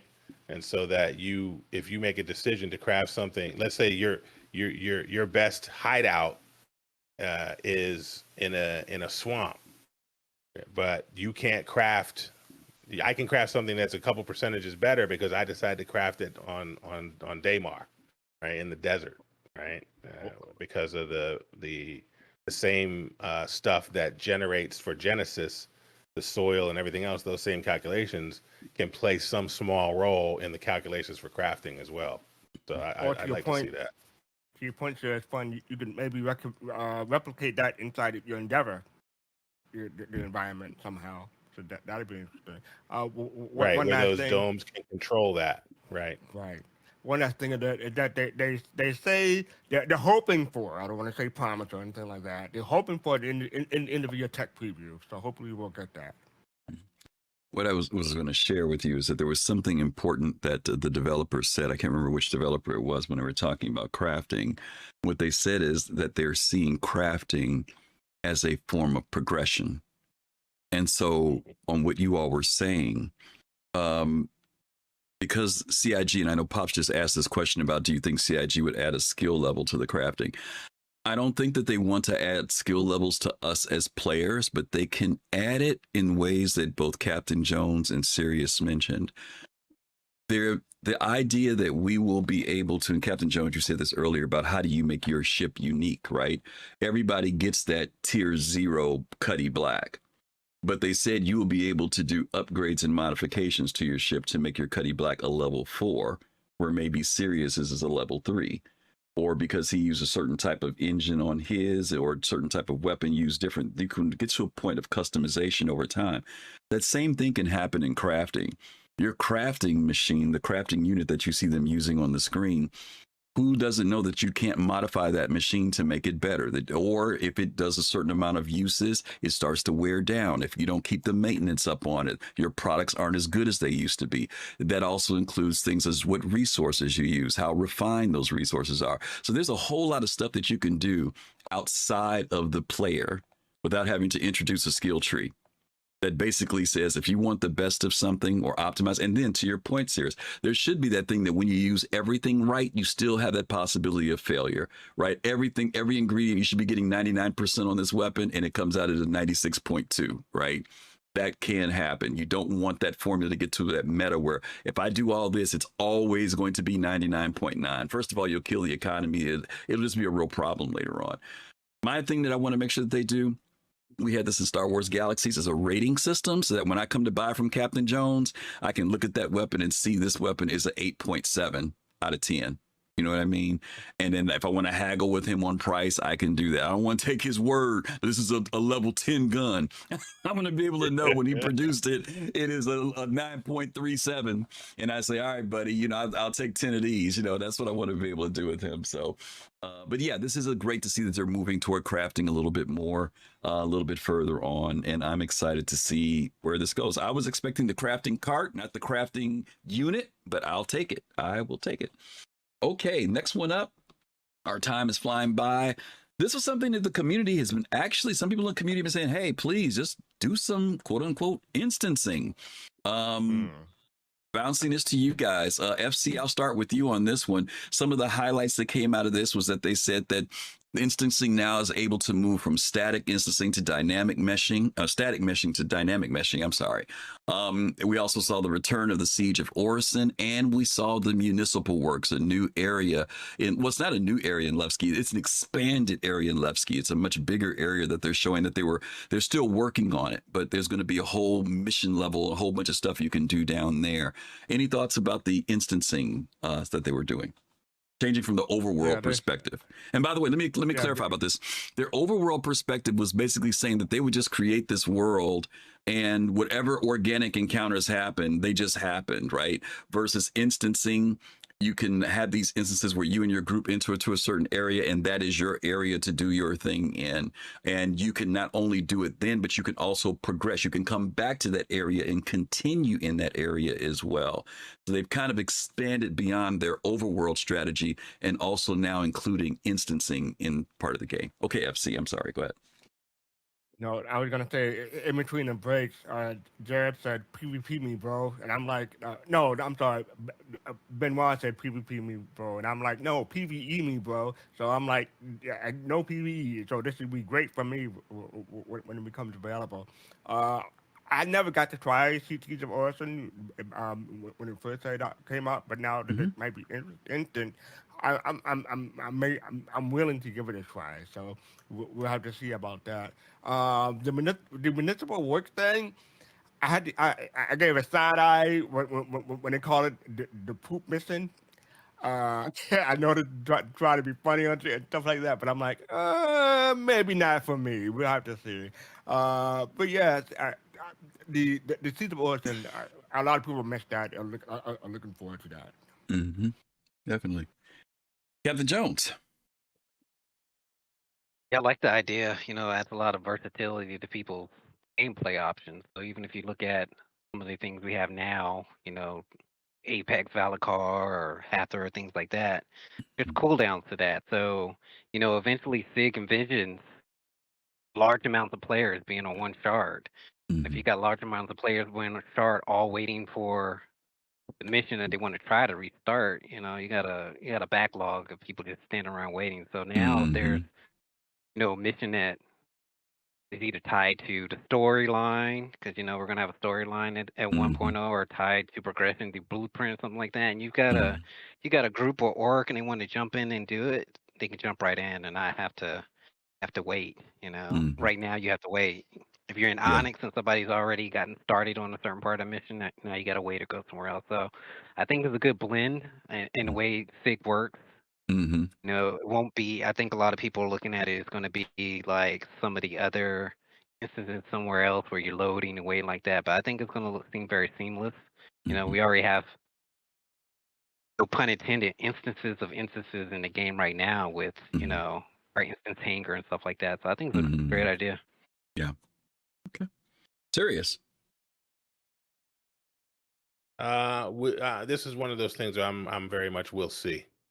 We'll see. The instanced space games that I've played sucked for their instancing. What do you mean? Their instancing did not really make them better. No. But I do have faith that the broad infrastructure of Star Citizen in particular, with a focus on, as Chris Roberts said at the beginning, detail, scale, and seamlessness, can now accommodate some instancing to augment that broader world. right? Mhm. Versus being built to instance in every instance, right? Yeah. So, but we will see how this goes. The idea that they'll be able to, I know that one of the mission givers, Twitch, right, over in Area 18 is Griff's girlfriend, and to be able to have a cinematic experience with her in terms of some back and forth and how Hey, you wait, get the wait, wait, mission. wait, wait, wait, wait. Be careful how you phrase that. Be careful how you phrase that. Just to Back and say it. forth. I Just to was looking say right it. into the Yeah. camera when you said that. Yeah. Back and forth. That will be very interesting, right? What I don't want, and I said this in the Discord last night, is I don't want to see 300 people staring at a Miles Eckhart sitting at a table in a bar because they've all gone into the instance. And for me, outside the instance, it looks whack and crazy, right? So Yeah. you need to make that relatively seamless behind closed doors. Like you need to go into a room, you need to come out of a room. It needs to look right for me. You don't spend all this energy making the first person rig and the third person rig right, and I'm looking down the barrel of the gun and I have all this verisimilitude when it comes to these other things. Then all of a sudden I see 300 people standing around waiting at the instance. I don't want that. That'll be whack. So Yeah. I am a wait to see on this particular thing. I'm interested, but let's see how it looks. And I agree with you. It's definitely depending on how they lay it out, right? I mean, I think that even if it's the Siege of Orison, the Orison area is so big, you could have both those encounters that are the typical overworld encounters like we had before for those people who want that possible encounter with some other players. And then there are platforms out there that can be totally isolated for the instancing. And you can have, like you said, they could coexist. But I agree with you that there needs to be thoughtfulness in that sense of going to a mission giver or anything like that. You don't want to see a bunch of people standing in front of Miles Eckhart, but I think that the more of those you have in the game, the more of those spread out throughout the universe, that also will help minimize that to a degree as well. But we'll see. Like you said, we'll have to see how they manage it. But God knows that if they can have the best of both worlds and they're able to make it work, and one of the things that they highlighted this weekend is that CIG is trying to do a little of everything. They're trying to make this like a game that every way that people can find a way to come into it and enjoy it and play it. And we haven't seen somebody really, really try to do that. They'll say it, but we haven't seen anybody really try to do it. So hopefully CIG can pull it off in a way that, like you said, that works and isn't something that breaks immersion. I also know that you had talked couple of different times about whether we were going to get Siege of Orison back, and it looks like we're going to get Siege of Orison evolved. So I'm excited for that. Yeah, absolutely. Oh, this is a little real quick. Yeah. Go ahead. Real quick. I just wanted to at 2 hours 15 minutes 45 seconds. They showed someone making a jump across an open bridge. I'm like, I'm gonna miss that jump every time. That was a long fall. They had to climb back up to try to make that jump again. I'm not looking forward to that. I'm not remembering where was it. Where was that at? Where was that at? 2 hours 15 minutes 45 No. seconds. Where? What? No. I mean, what was it? What was it showing? Where in the game was it? Municipal work. You had to jump. Jumping across the bridge. Oh, jumping across the thing. Yeah. I gotcha. Yeah, gotcha. Okay. Is this another area? Speaking of municipal work, is this another area that we think is going to be a test bed for ultimately the Area 18 rework? Because the municipal works and the depths was talked about initially in the context of Area 18, and now it's gone to Levski. Well, it could be because Levski had a municipal area. There was, I don't know if you remember when you used to go through those doors on the right, it took you into a subterranean area in Levski, right?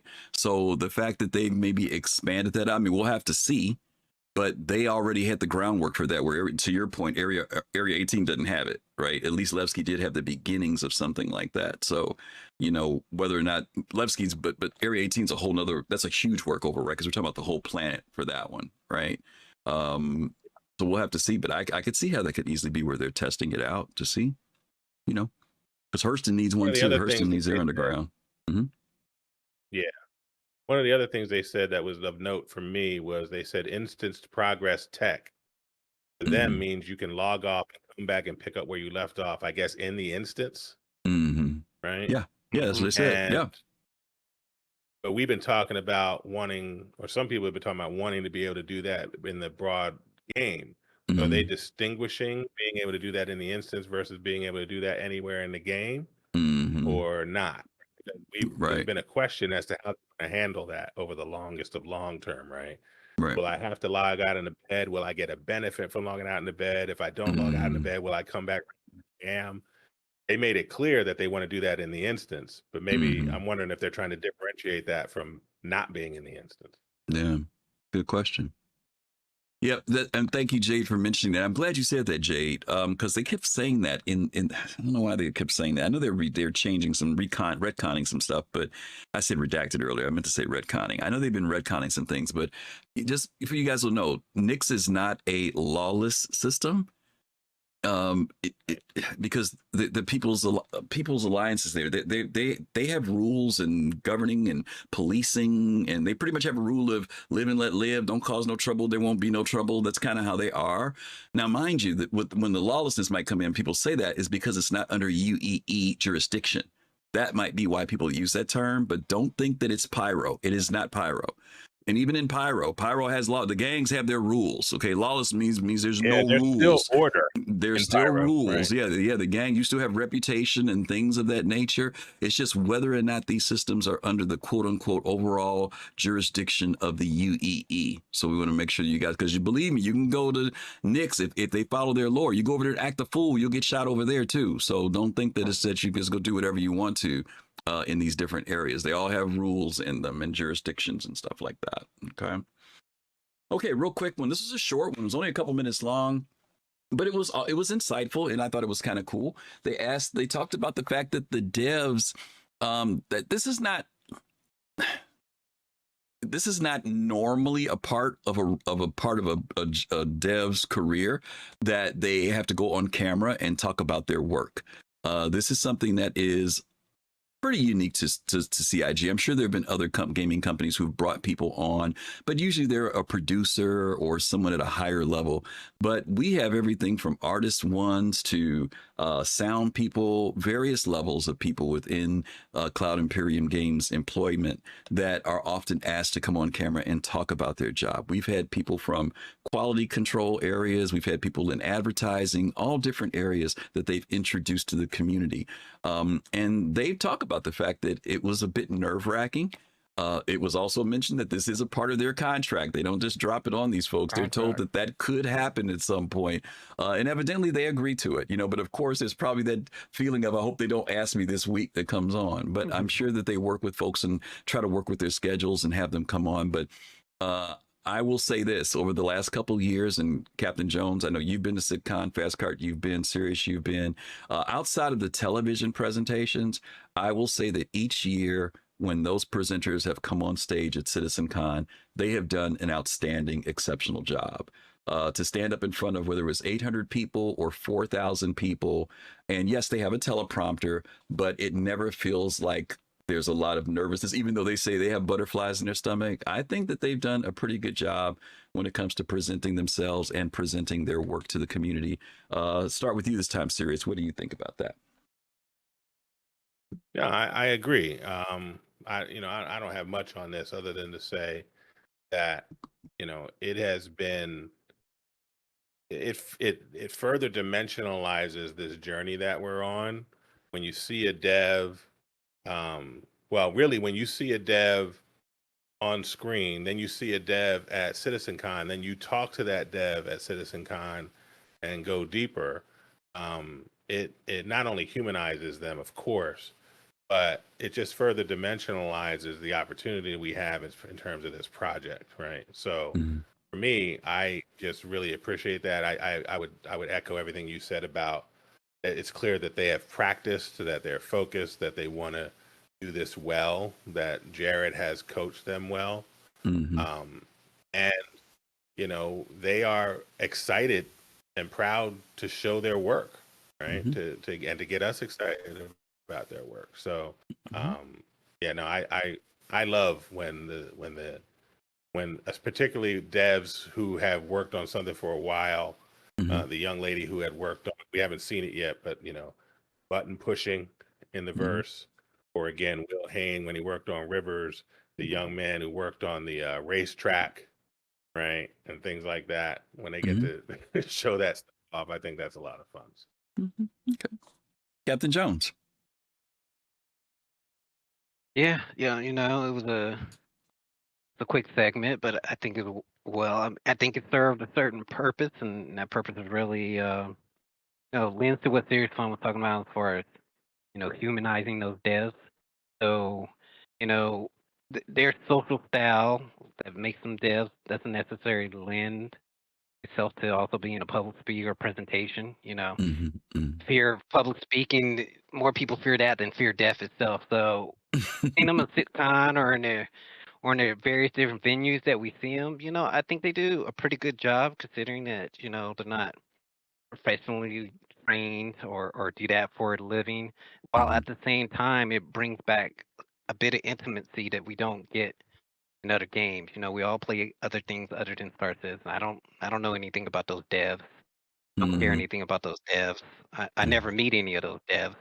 And what this does is kind of counteract some of the things that we see on Reddit or Spectrum or even in chat for people who might attack devs acting like, that dev doesn't care or they don't know what they're doing or anything like that. And you get to interact with them and see their passion and get their story firsthand. I find it pretty cool. Okay. FC. Yeah, I can't really say it much better than SeriousFun and Captain Jones, other than Moist Master wants a new name, so I'm gonna try to put this out there. DJ Master Moist. How about that for a name? You could try it for a while to see how he likes it. One of the things that came out during this segment is they mentioned a crack house. I want to know the story behind that, but we'll see if we ever get around to that. So hoping we do. Okay. Oh, what really? I like that one. All right. Yeah, you guys have hit it on the head. I think just the humanizing and getting to hear from them how they feel about the work that they've done. And of course, hearing them that some of them said they've been up 10 times. Some of them had only been up once or twice. It was really interesting to see. But again, it does lend something to, I think it's important for this project. I think this has been a very important thing, not just the humanizing, but to hear things from their voices. I think if this was all very sterile and all we were getting was a roadmap and some, forum posts, I think there would be a lot of different sentiment than what exists within the community, even though that sentiment can exist regardless. But I think that it has helped with the sentiment of the community. So, okay, we're getting down to the end here.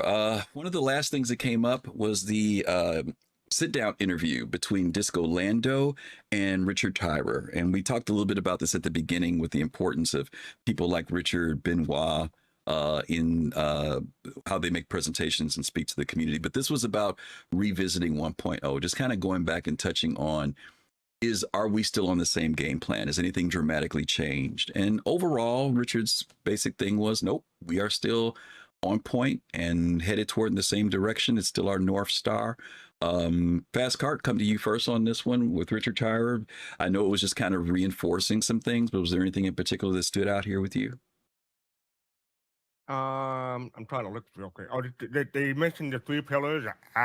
They mentioned it last year, but I think it's really important to bring this up again. The three pillars are open world, interesting, and dynamic content, and they expanded on that again for people who may not be familiar with that. So I thought that was good for them to do to give people a reminder.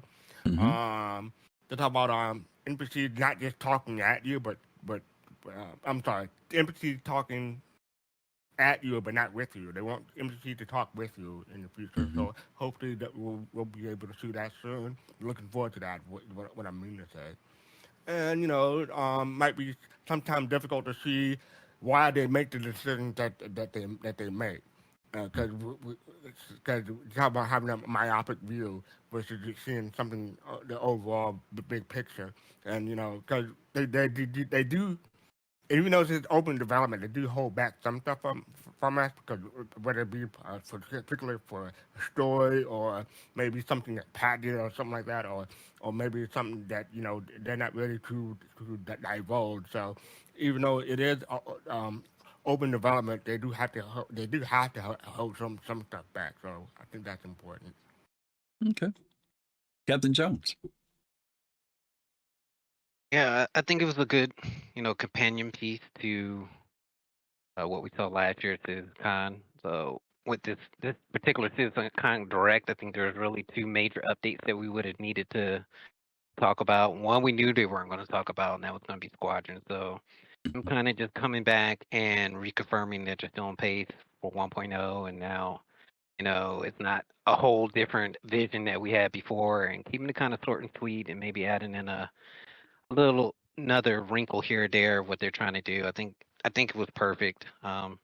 Things like this can drag on and be very long sometimes, and I think it was the right amount of time and the right amount of content. Okay. And serious? Yeah, I tell you, I was bored as hell the first time I saw this. But I felt like I got a lot more from it the second and third time I watched it. In that, the language that Richard Tyrer used around these complex systems coming together as we move on the road to 1.0, and that story is that connective tissue. He said content adds flesh to bone, right? And so whether it's content and story, we're seeing the elevation.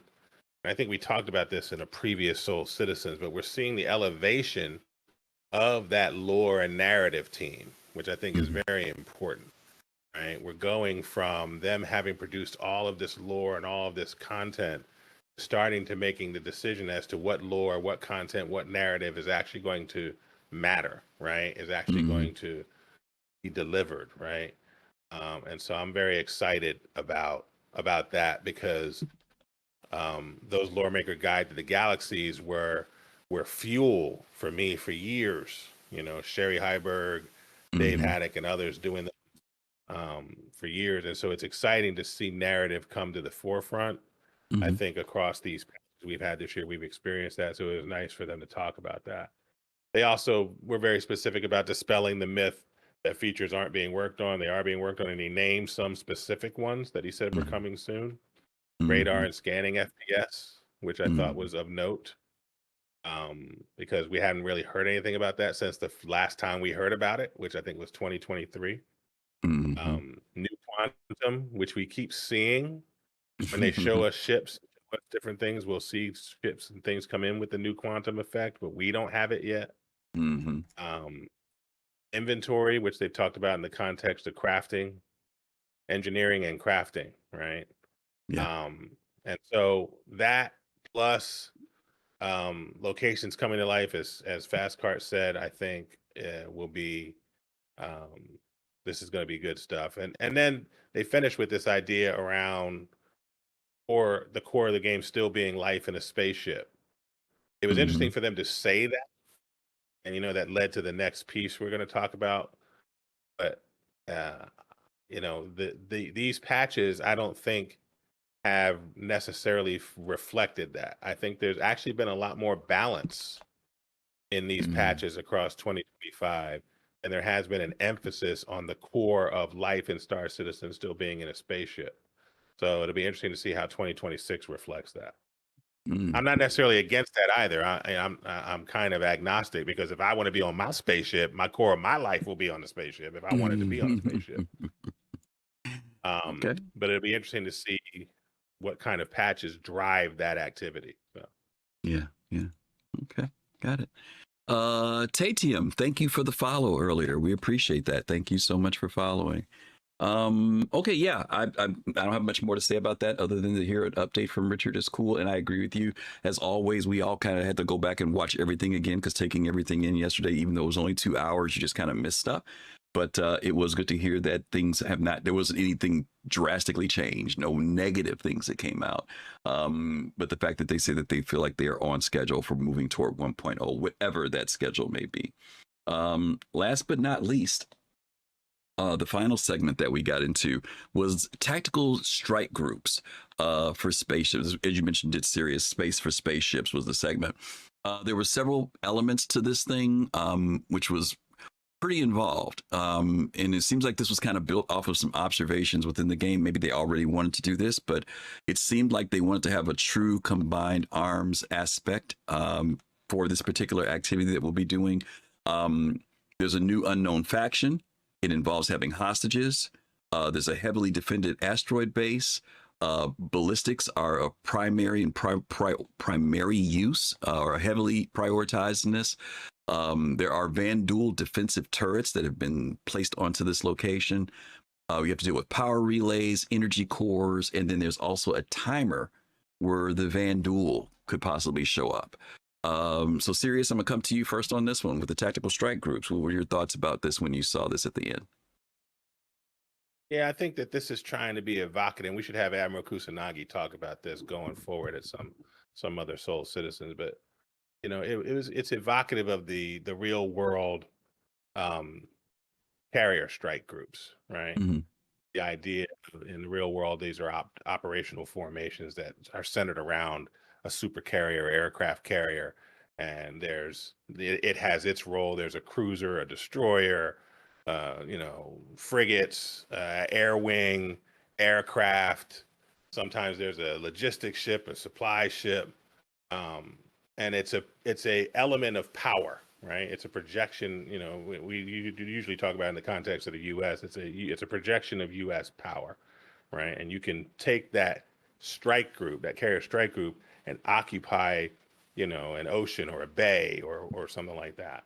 And so I think what they're trying to get at with these tactical strike groups is to rally ships around capital ships and for every ship to have a role, right, in these activities, right? Because I think they recognize the criticism that some folks have levied and saying, where is the activity that drives not just trying to use the one ship to try and get away with a lot of different things, but having to play my role because my ship, even if it's a capital ship, cannot do X, Mm-hmm. right? And it'll require the support of Y, right? And can we have those scenarios? And I think this is an attempt, their first cut at an answer to that. So it'll be interesting to experience it. It'll be interesting to get our feedback and see how they iterate on it. Mm-hmm. Okay. And I also say this: I don't think we get this without having gotten Threat and the other things that we got before that Mm-hmm. were taking cuts at these things. Mm-hmm. I think this has all been iterative. So Okay. Fastcart. This is interesting. I'm looking forward to this. This is I think it's both FPS and space combat, but they were specifically commenting on the space combat part of this one.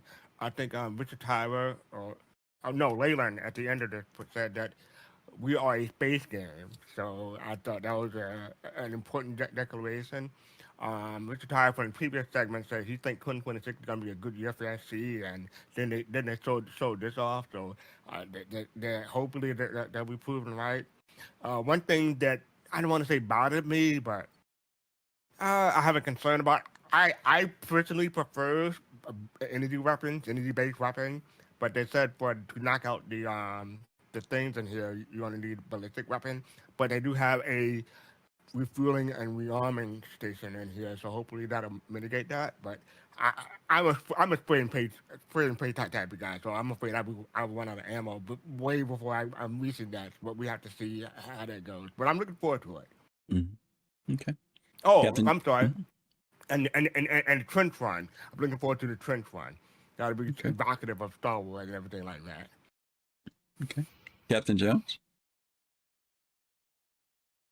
Yeah, so I definitely had a love-hate relationship with this particular segment. So I definitely love the fact that we have a use for the ships now. I mean, a game that's been funded and mostly based on buying ships for over a decade. Now we have a Mm-hmm. use for some of those ships and a use for multiple ships that actually have roles versus, you know, just pulling out the Idris and just overwhelming whatever's there. Really not much that you can do with they've brought in Polaris and Idris and more capital ships in the future.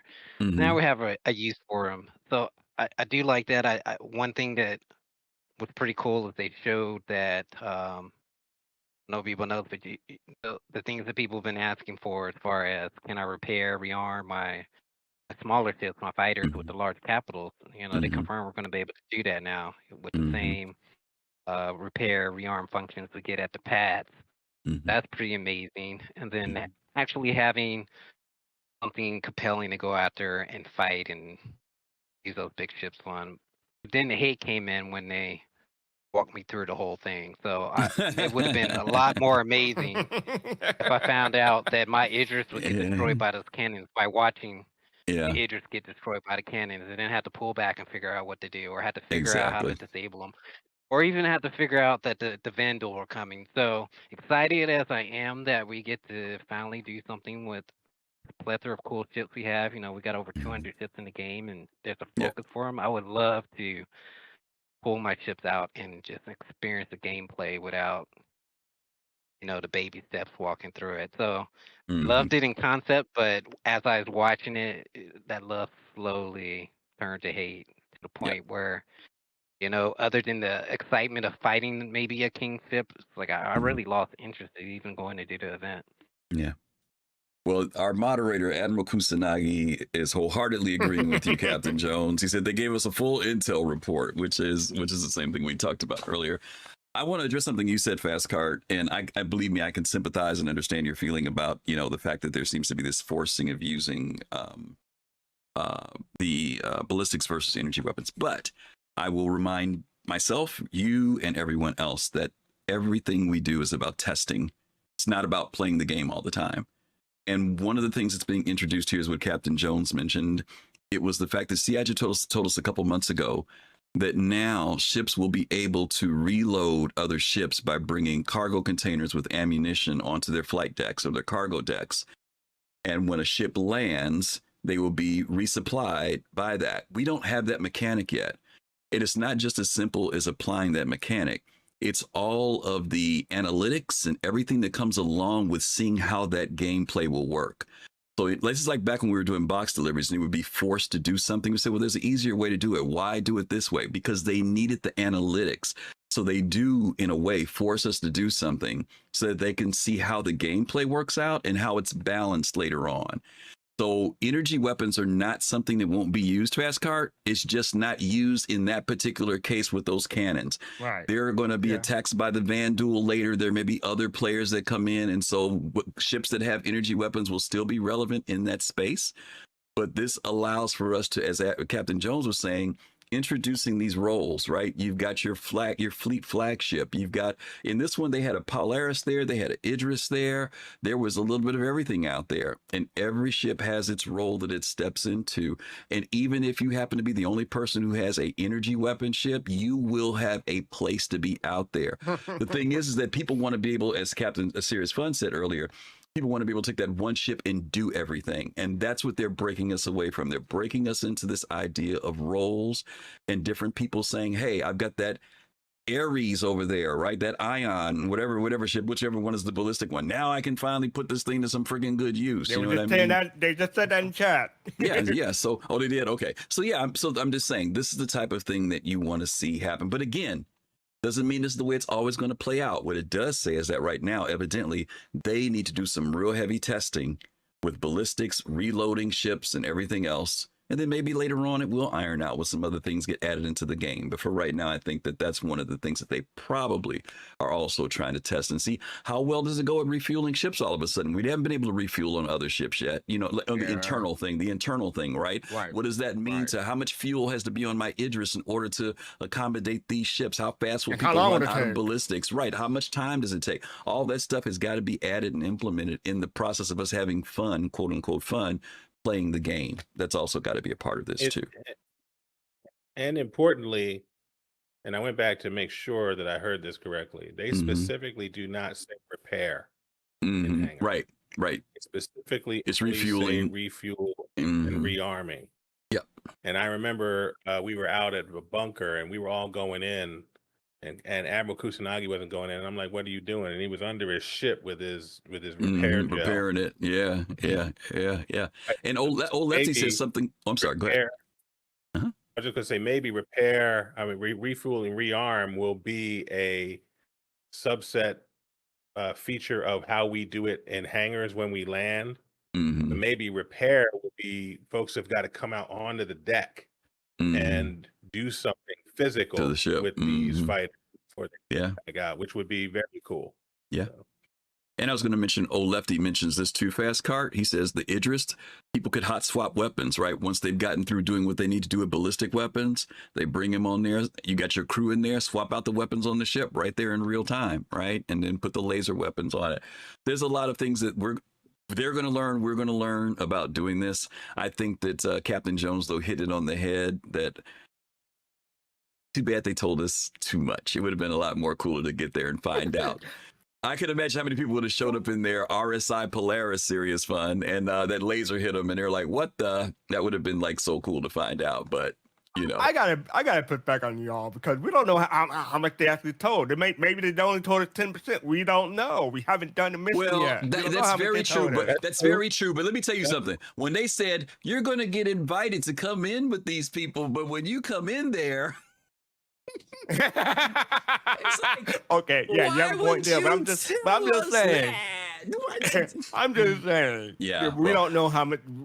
We don't know how much they've told. So maybe they've only. There could be some other surprises. Yes, could there be some other surprises? Of course, there could be. And I think that this idea of watching those capital ships sit out on the perimeter while fighters go in and do their dirt, while you mentioned the people who do the internal run, I think those are going to be very exciting things, you know. But we'll see how the players handle it and how well CIG lays it out for us. You know, see. And sometimes the CIG is very good at putting stuff in the background of videos where you have to watch it with that intent to really understand that they're revealing something. And this is something that I felt like they could have done here. You know, the Fastcart's point, this may not be everything, but this was a lot. And they could have, instead of walking us through it, they could have walked us through the principles of what a tactical strike group is, and then shown us certain things in the background where you'd have to look real closely to see it. And it becomes a conversation point for the community. Like, what did that laser just take out? Or what happened there, right? Exactly. And then it becomes something that maybe we think about and talk about, but we weren't just told it, right? So I think they could do a little bit better there on that. Okay. All right. Well, listen, I got some more stuff to do. We've got to do our quick overviews of the finals here. Guys, I'm going to chop this down just a little bit. You know, Disco hosted, as always, the CitizenCon, this time online. Just real quick thoughts. How do you guys think everything went with him? What he shared, eating pizza, whatever the case was. What are your thoughts? Thumbs up, thumbs down. He was Disco. Disco, he was being Disco. I think the only mistake he made was to say what he said at the end around, you know, that we haven't given it all away. Just acknowledge and learn here that there's members of the community telling you we're seeing too much. Right? Yeah. Like, just process that. Yeah. It's okay to be like, hey, we hear you. You know, we'll talk about that. What's wrong with that? Okay. But I thought other than that, he was Jared. He was fine. Okay. I know if there was to ask you guys if there was one thing that you feel you missed. I know other than community. I'm not going to put community on that list because community, obviously, we weren't in person. But if there was one thing that you did miss that you would have wanted to see, what would it have been? Captain Jones? I mean, I had three things I wanted to see, and I got to see one of them with Nyx, and one I knew I didn't get to see. So I still wanted to see something about Squadron. I know that they said they were not going to feature it, but I would have at least something where they let us know that they're still on pace. So Gotcha. there's been a few videos and things like that where they kind of alluded to the fact that 26 is a soft launch now. They may or may not make it. We'll go back to what Lando's been saying for Mr. Disco. I would have liked if they had at least just pulled something on the screen and just said 2026 again. You know, I was hoping for a date. I knew we wasn't going to get that, but just a little something, I would have been happy. Fair enough. FC? I was expecting to see a ship silhouette like they did the past couple of years. Maybe they do it in IAE, but they didn't do it this year. They had the talking ship thing, but I was like, okay. So I'm wondering what's up with that. Maybe we'll find out. Maybe we won't. So I think that was missing this year, in my opinion. Okay. Serious. Yeah, Squadron announcement and engineering. I wanted to see engineering. I wanted to see some fire, some engineering. Mhm. Didn't get to see that, and but they talked about it being they're working on it. That's fine. Okay. Alrighty. All right, and due to time, we're going to go straight to our Q&A. We are going to do a giveaway for those of you who are here who've hung out with us a little over. I know we're 30 minutes over our normal time. We are going to do a giveaway while we're doing the Q&A. The giveaway that we're going to be doing is for a Gray's Market Shiv with LTI plus the Earthquake paint. So if you are interested in that, I'm sure that a lot of you are. We're going to start a giveaway for that while we do the Q&A. Don't forget to do exclamation point ticket if you are interested in receiving the shiv. If you're interested in getting a shiv, not like getting shivved, but getting a shiv. So, Oh my God. do we have any questions, Fastcart? Yeah, we have two questions. But first, before we get to that, Griff, what are your thoughts? What do you? I'm skipping my thoughts because of time. You're I don't skipping want it to down? Okay, go all any right. longer. Yep. All right, so we have SC Max Decks. Thoughts on them quickly saying that they might potentially start working on some bigger ships next year from manufacturers that don't have a lot of ships, aka the BMM maybe.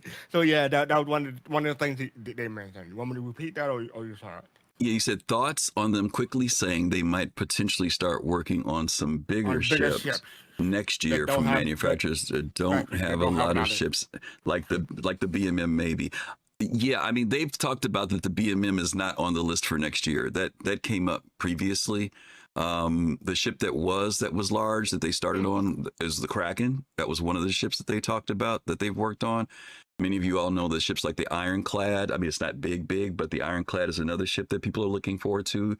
Obviously, we know that the Perseus was also next in line. And then, of course, the Galaxy was supposed to be after that. I don't know. Is there any other big ships that you guys can think of that they talked about other than those?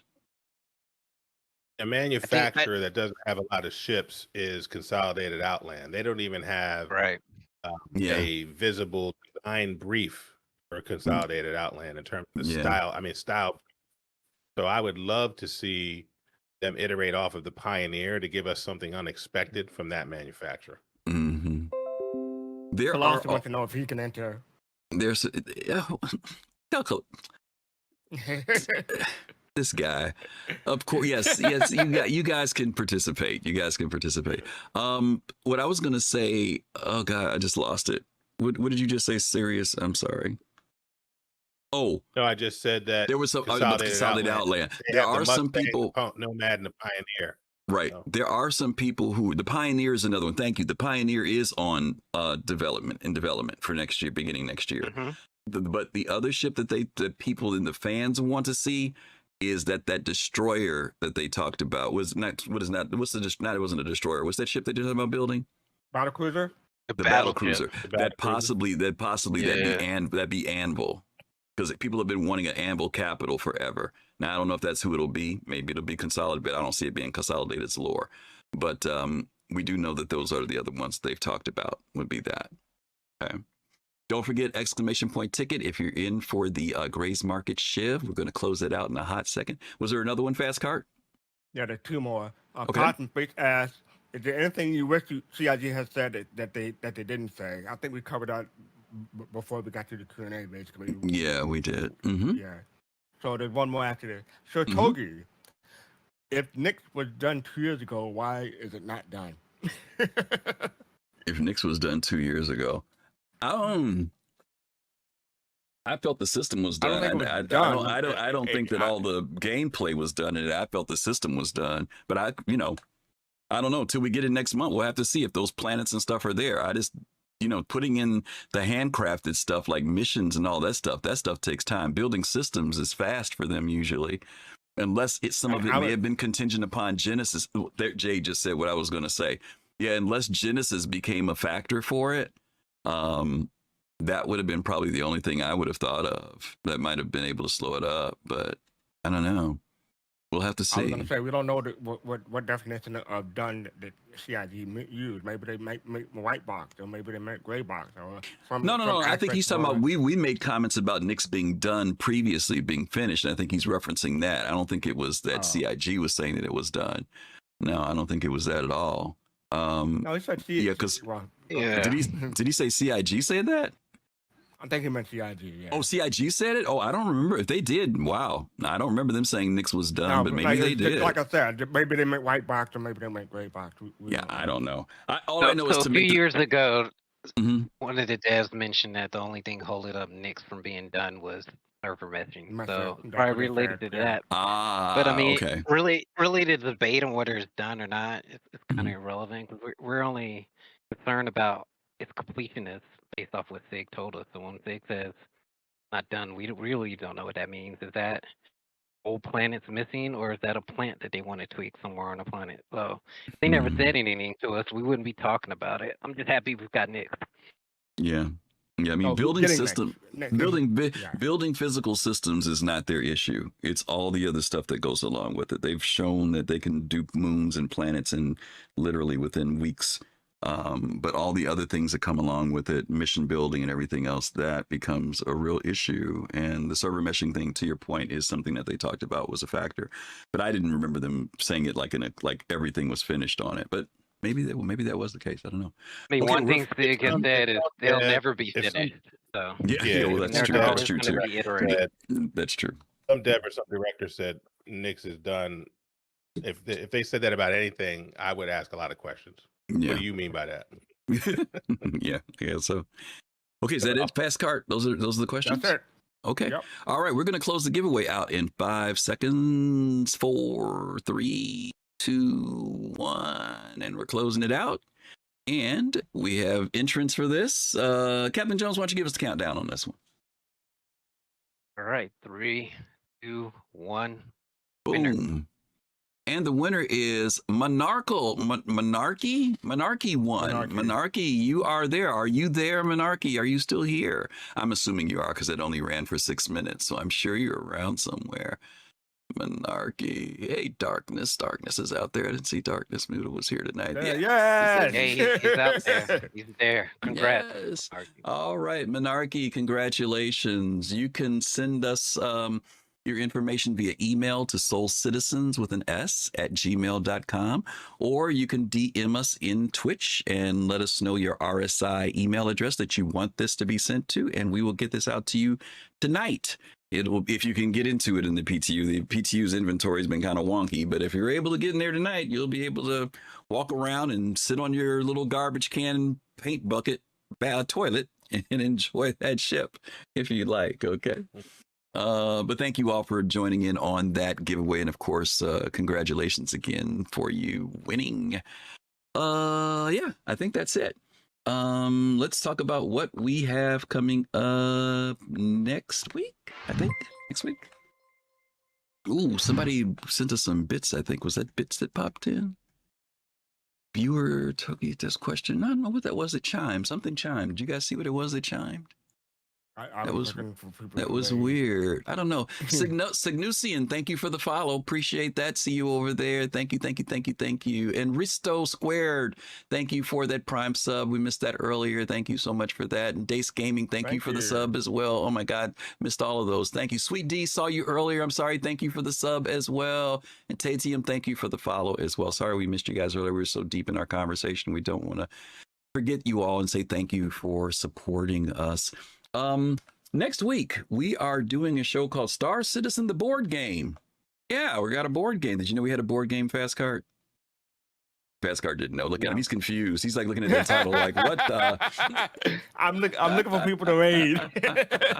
Oh, that's true. Okay, so you're working. All right. Anyway, next week, we're going to be talking about Star Citizen, the board game. And what we're going to be talking about is Star Citizen going to be the game that people want it to be? Are people getting bored with the game now? Because a lot of times people say there's nothing to do in Star Citizen. So we're going to talk about that next week. So hopefully you all will be able to join us for that conversation and also share your opinions and your thoughts about it as well. So hopefully we will get to see you guys joining us next week. I want to give a special shout out again to Paul Shelley, the Astropub. I know he had a busy weekend, busy day. Thank you again for sending over your folks with the raid. Thank you for those of you who hung around and hung out with us. Glad you were able to hang out with us. Hope you guys enjoyed the weekend with CitizenCon Direct as well. And thank you for, again, just being here to hear our voices today. Fastcart, You got somebody? Who do you have? Where are we going to send these wonderful people to We got tonight? Sergeant Graham. I see him, and I've got him, and I'm locking in on him now. Looks like he's got Dusty Star on him with him tonight. So when you guys get over to one of our good friends in the community, Star Jump Grim, wonderful person, the folks over with Star Jump Station, when you get over there, let him know you came over from the Soul Citizens. I think he'll know anyway, but let him know that you came over. Give him some love. He contributes so much to our community, and again, thank you guys for being here with us. Captain Jones, thank you. Fastcart, thank you. SeriousFun, thank you. To those of you who are in the chat tonight, thank you for all that you guys shared. And as always, stay safe, take care of yourselves. Peace, love, soul. Peace. Ciao.